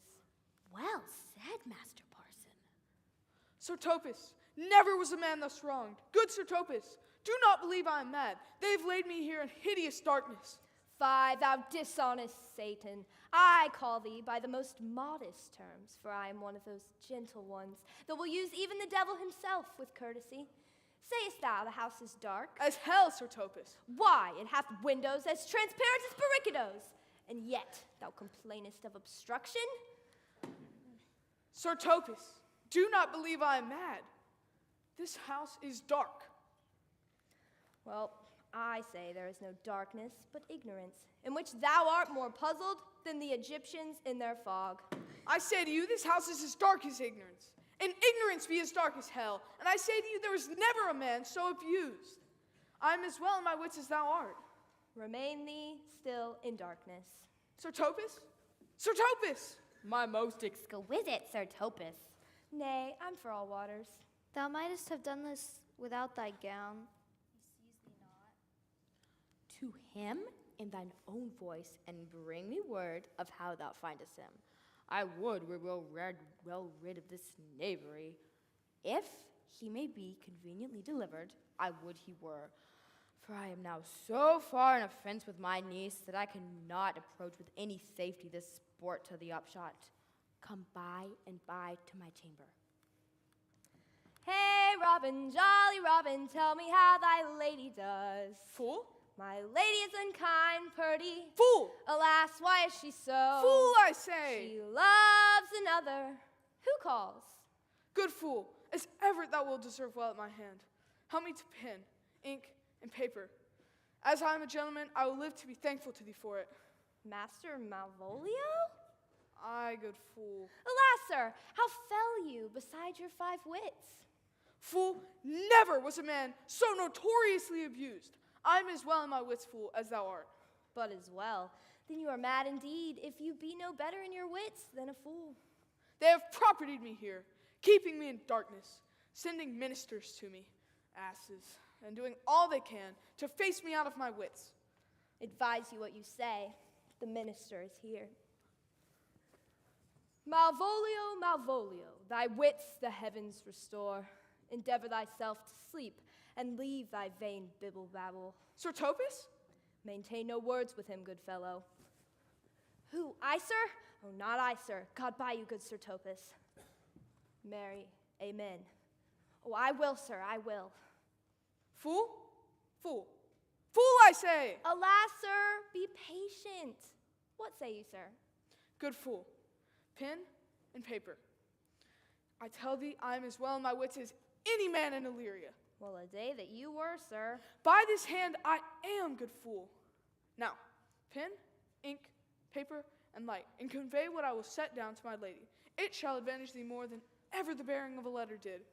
I will help thee to it. But tell me true, are you not mad indeed, or do you but counterfeit? Believe me, I am not. I tell thee true.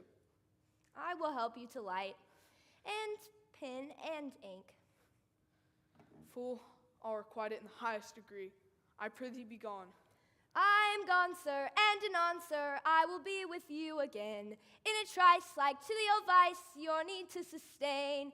Who with daggers laugh, and his rage and his wrath cries, aha, to the devil. Like a mad lad, pare thy nails, dad, adieu, good men, devil.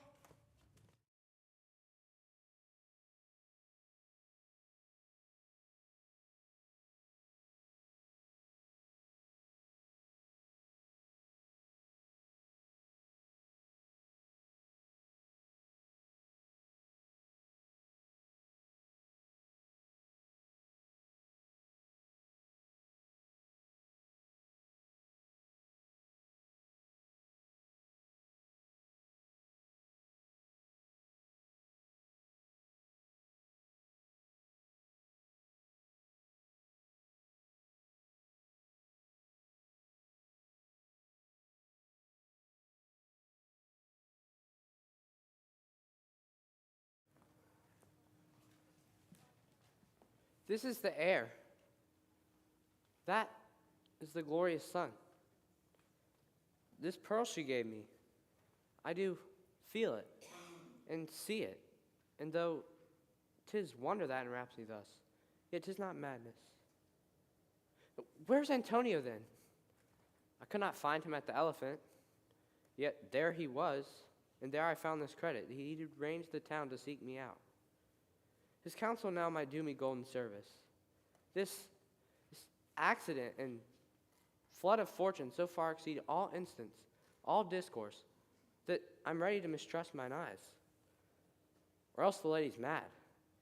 Yet if it were so, she could not sway her house, command her followers, take and give back affairs in their dispatch with such a smooth, discreet, and stable bearing as I perceive she does.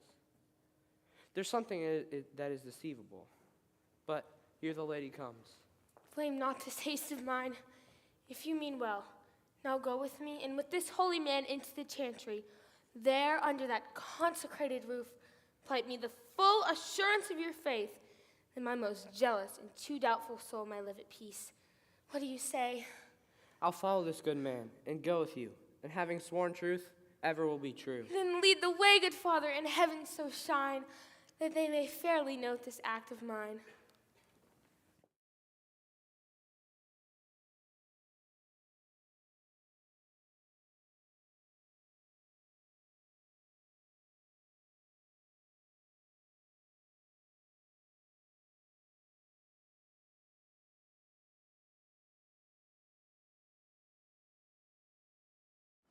Fool.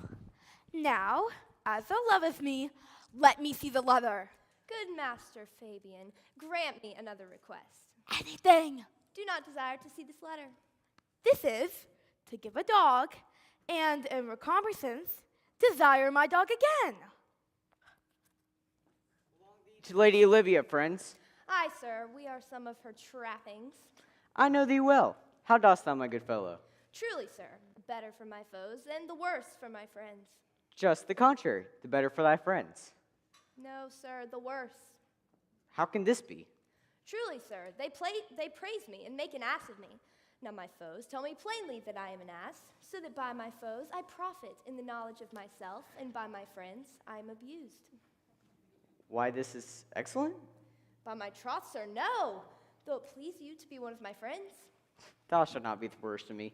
There's gold. But that it would be double dealing, sir. I would you could make it another. Oh, you give me ill counsel. Put your grace into your pocket, sir, and for this once let your flesh and blood obey it. Well, I'll be so much a sinner to be a double dealer. There's another. Primo secundo tertio is a good play, for the old saying is the third pays for all. The triplexer is a good tripping measure, and may the bells of St. Bennet put you in mind. 1, 2, 3. You can fool no more money out of me at this throw. If you'll go get your lady, tell her I'm here to speak with her, and bring her along back with you, it may awake thy bounty further. I go, sir. Here comes the man, sir, that did rescue me. That face of his I do remember well. Yet, when I saw it last, it was besmeared black as Vulcan in the smoke of war. A bulbing vessel he was the captain of, which with such a scatheful grapple did he make the most noble bottom of our fleet. This is that Antonio who took the Phoenix and her fraught from Candy and boarded the ship when your young nephew Titus lost his leg.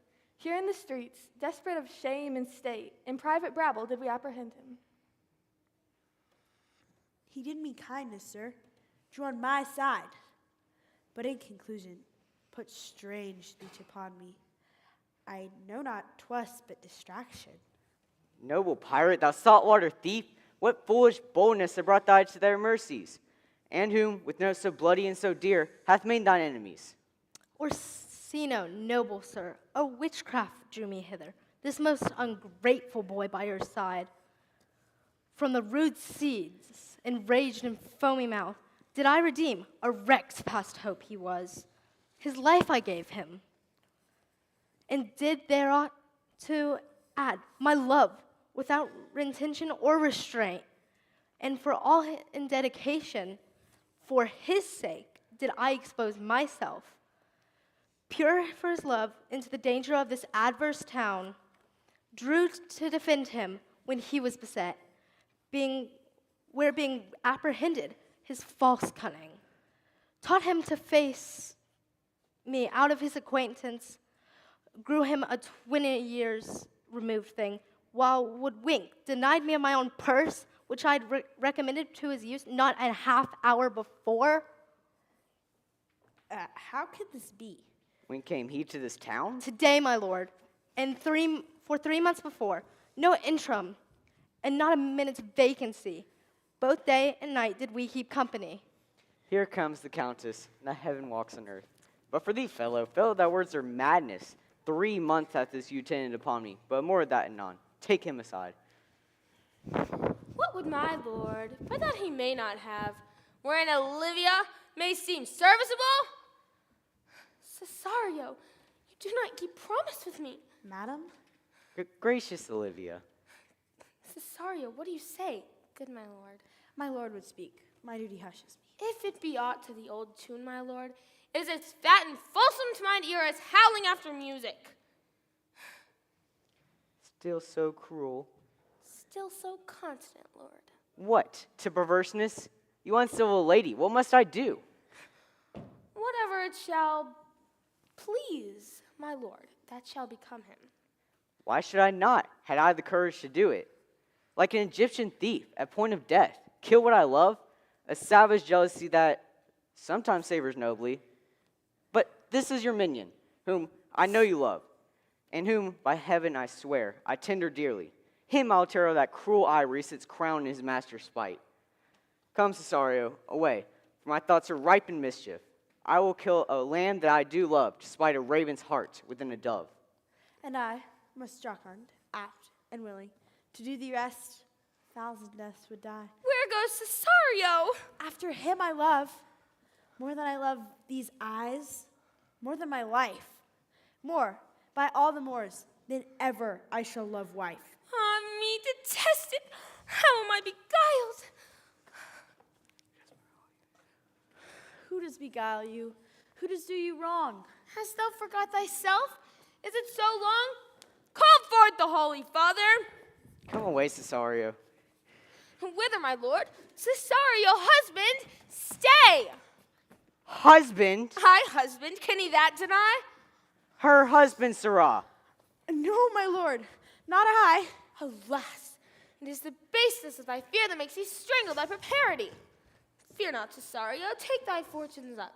Be that thou knowest thou art, and then thou art, as great as that thou fearest. Oh, welcome, Father. Father, I charge thee by thy reverence here to unfold what lately we intended to keep in darkness, what occasion now reveals before 'tis ripe, what hath newly passed between this youth and I. A contract of eternal bond of love, confirmed by mutual joinder of your hands, attested by the holy close of lips, strengthened by interchangement of your rings, and all the ceremony of this compact, sealed in my function, by my testimony, since when my watch hath told me, toward my grave, I've traveled but 2 hours. O thou dissembling cub, what wilt thou be when time hath sowed a grizzle in thy case? Or else will thy craft so quickly grow, that thine own trip shall be thine overthrow. Farewell and take her, but direct thy feet to where thou and I henceforth may never meet. My lord, I do protest. Oh, do not swear. Hold little faith, though thou hast too much fear. For the love of God, a surgeon, send one presently to Lady Tabitha. What's the matter, Sir Andrew? Has broke my head across and has given Lady Tabitha a bloody coxcomb too. For the love of God, your help. Who has done this? The Count's gentleman, one Cesario. We took him for a coward, but he's the very devil incarnate. My gentleman, Cesario? God's lifeless! Here he is. You broke my head for nothing. And that I did. I was found to do it by Lady Tabitha. Why do you speak to me? I never hurt you. You drew your sword upon me without cause. But I bespake you fair and hurt you not. Here comes Lady Tabitha, halting. You shall hear more. But if she had not been in drink, she would have tickled you otherwise than he did. How now, my lady? How is it with you? It's all one. Has hurt me, and there's end on it. Sot? Did see Dick, Surgeon Sot? Oh, she's drunk, Lady Tabitha. An hour gone. Her eyes were set at 8 in the morning. Then he's a rogue and a passy measures paven. I hate drunken rogue. Away with her. Who hath made this havoc between them? I'll help you, Lady Tabitha, because we'll be dressed together. Will you help? An ass head and a coxcomb and a knave. A thin-faced knave. A gull. Get her to bed and let her hurt me look too.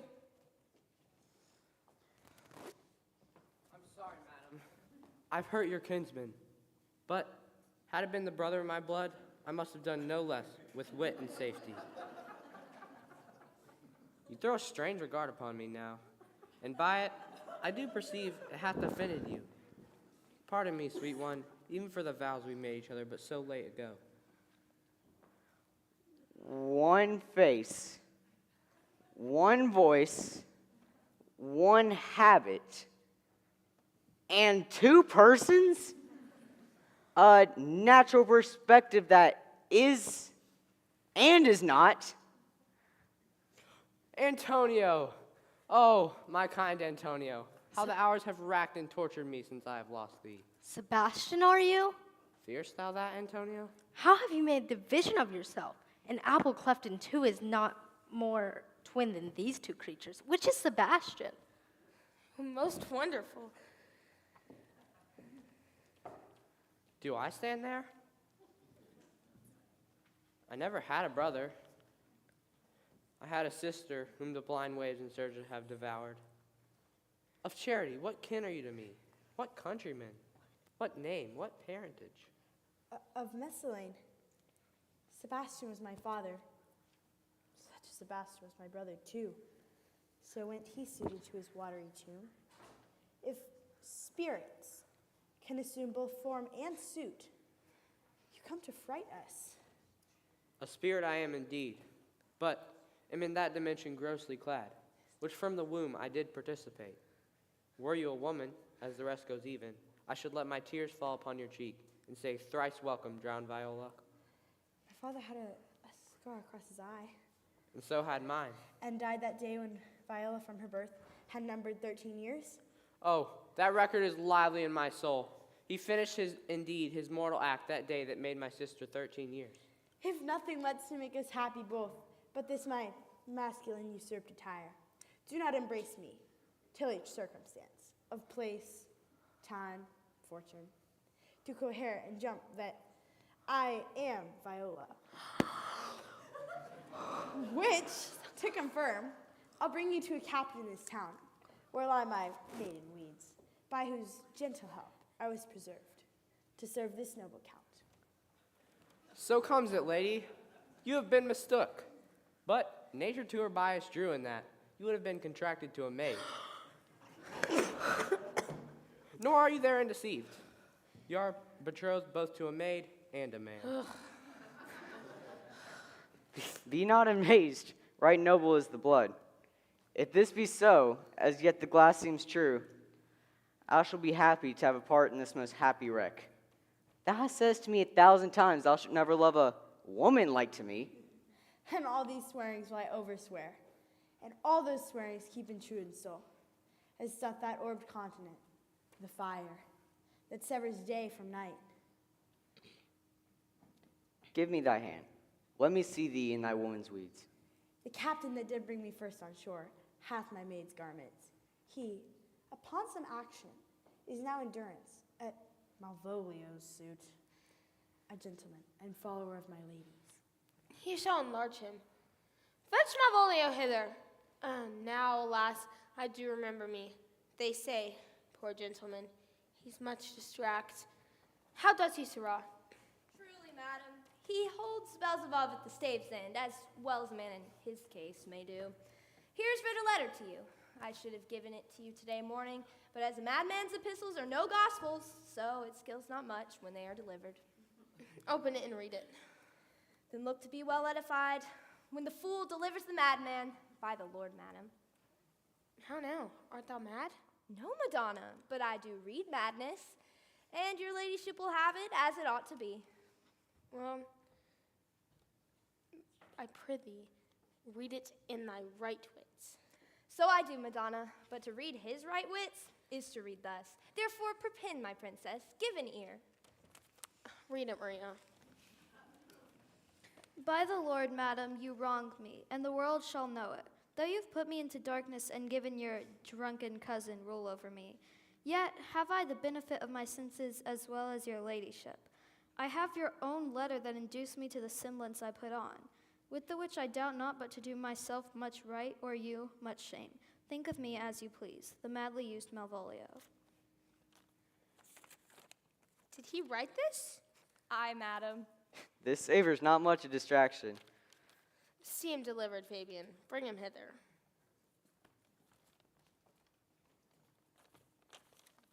My lord, these things further thought on, to think me as well as sister as a wife, one day shall crown the alliance, here at my house, and at my proper cost.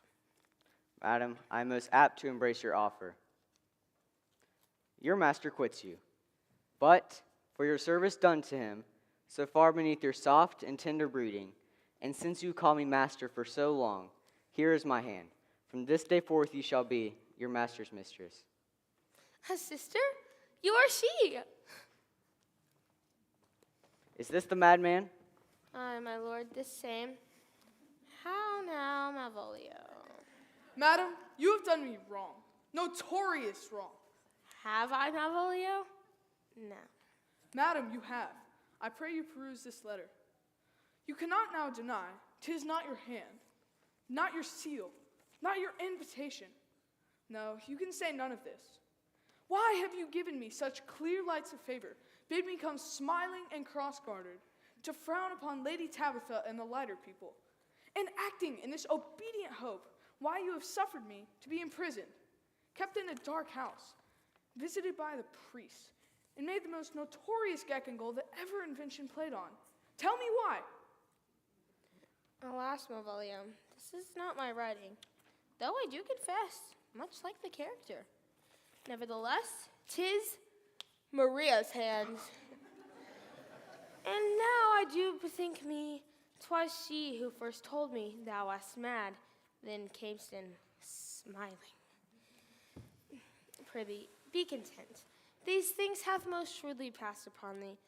But when we know both the grounds and authors of it, thou shalt be both the plaintiff and the judge of thine own cause. Good madam, hear me speak. Most freely I confess myself and Lady Tabitha set up this device against Malvolio here. Upon some stubborn and uncourteous parts, we conceived against him. Maria writ the letter under Lady Tabitha's great importance, in recompense whereof Sir Andrew hath married her. Oh. How with the sportful manner it was followed, may rather pluck on laughter than revenge. If injuries be justly weighed, then on both sides have passed. Poor fool, how they have baffled thee. I was one, sir, in this interlude. One Sir Topus, but that's all one. I'll be revenged on the whole pack of you. He hath been most notoriously abused. Pursue him and entreat him to a peace. For he hath not told us of the captain yet. And when this is known, as golden time convince, a solemn combination shall be made of our souls. Meanwhile, sweet sister, we will not part from hence. Cesario, for so you shall be while you are a man. In other habits you are seen, Orsino's mistress, his fancy queen.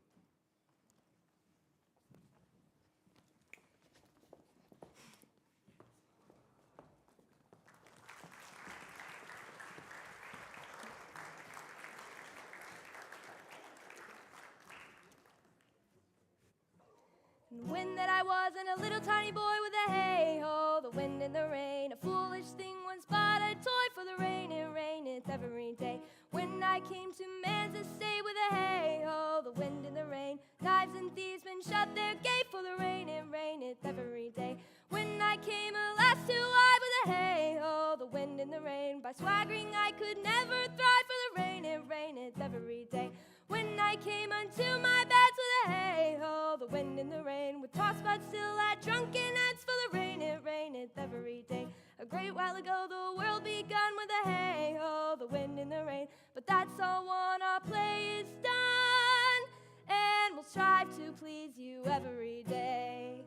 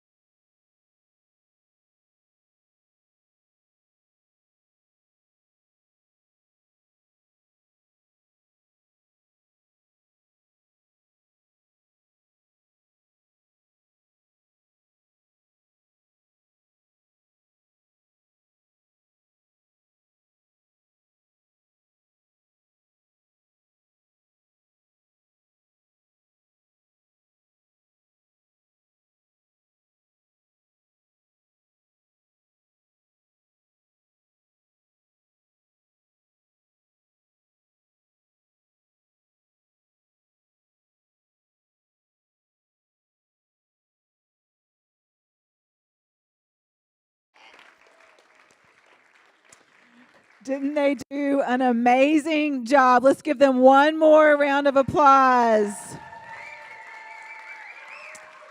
And just as a reminder, Camille Davis found out last night that she was going to be Antonio. Didn't she do a fabulous job?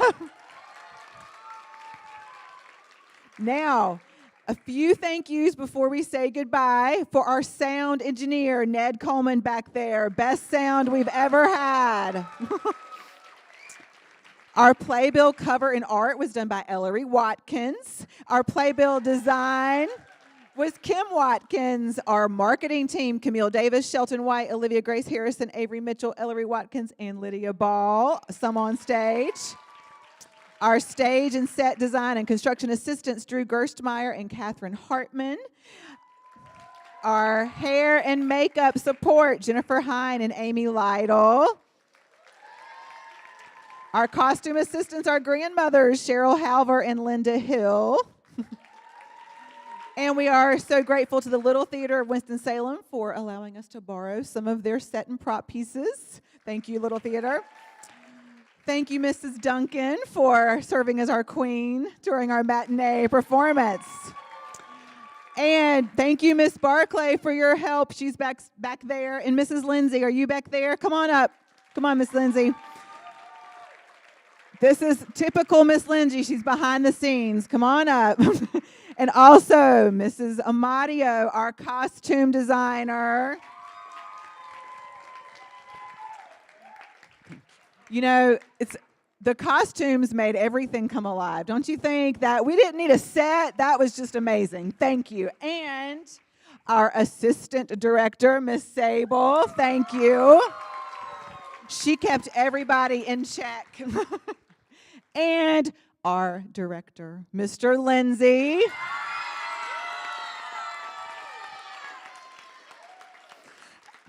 I'm going to cry because I'm a mom too, but when your son is quoting Shakespeare on the ride over here, just because they're that much in love with that, what a gift that this is to our school, to our students. So thank you, thank you. Great job, everybody. Let's give them one more round of applause. Would you like to say any final words? Sure. Hi, thank you all for coming. I'm very grateful to have you guys come out on a Saturday. This is something that I thought would be good, having a little Saturday performance, giving them another chance to come out a little looser, and I think they really enjoyed it. I hope you guys did too. This year was really special. This group was really special, both the cast, the crew, the team behind it. It was just a blast. I'm sad it's over. It's going to hit me as soon as I leave this building, and I'm probably going to cry, but I'm immensely proud of these kids. I think everyone should be. If you ask someone on the street if middle schoolers can do a 2-hour and 15-minute performance of Shakespeare in the original language, they would say no. But they did, and that speaks to their commitment and their character and the level to which they aspire for their performances. So I'm very proud of them. Thank you all for coming, and I'm very grateful for you. Now, our cast is going to disappear, but they're going to come back for all your photo ops, okay? So thank you, and stay put if you want to give hugs and all that. Okay, right, don't you go back? Okay.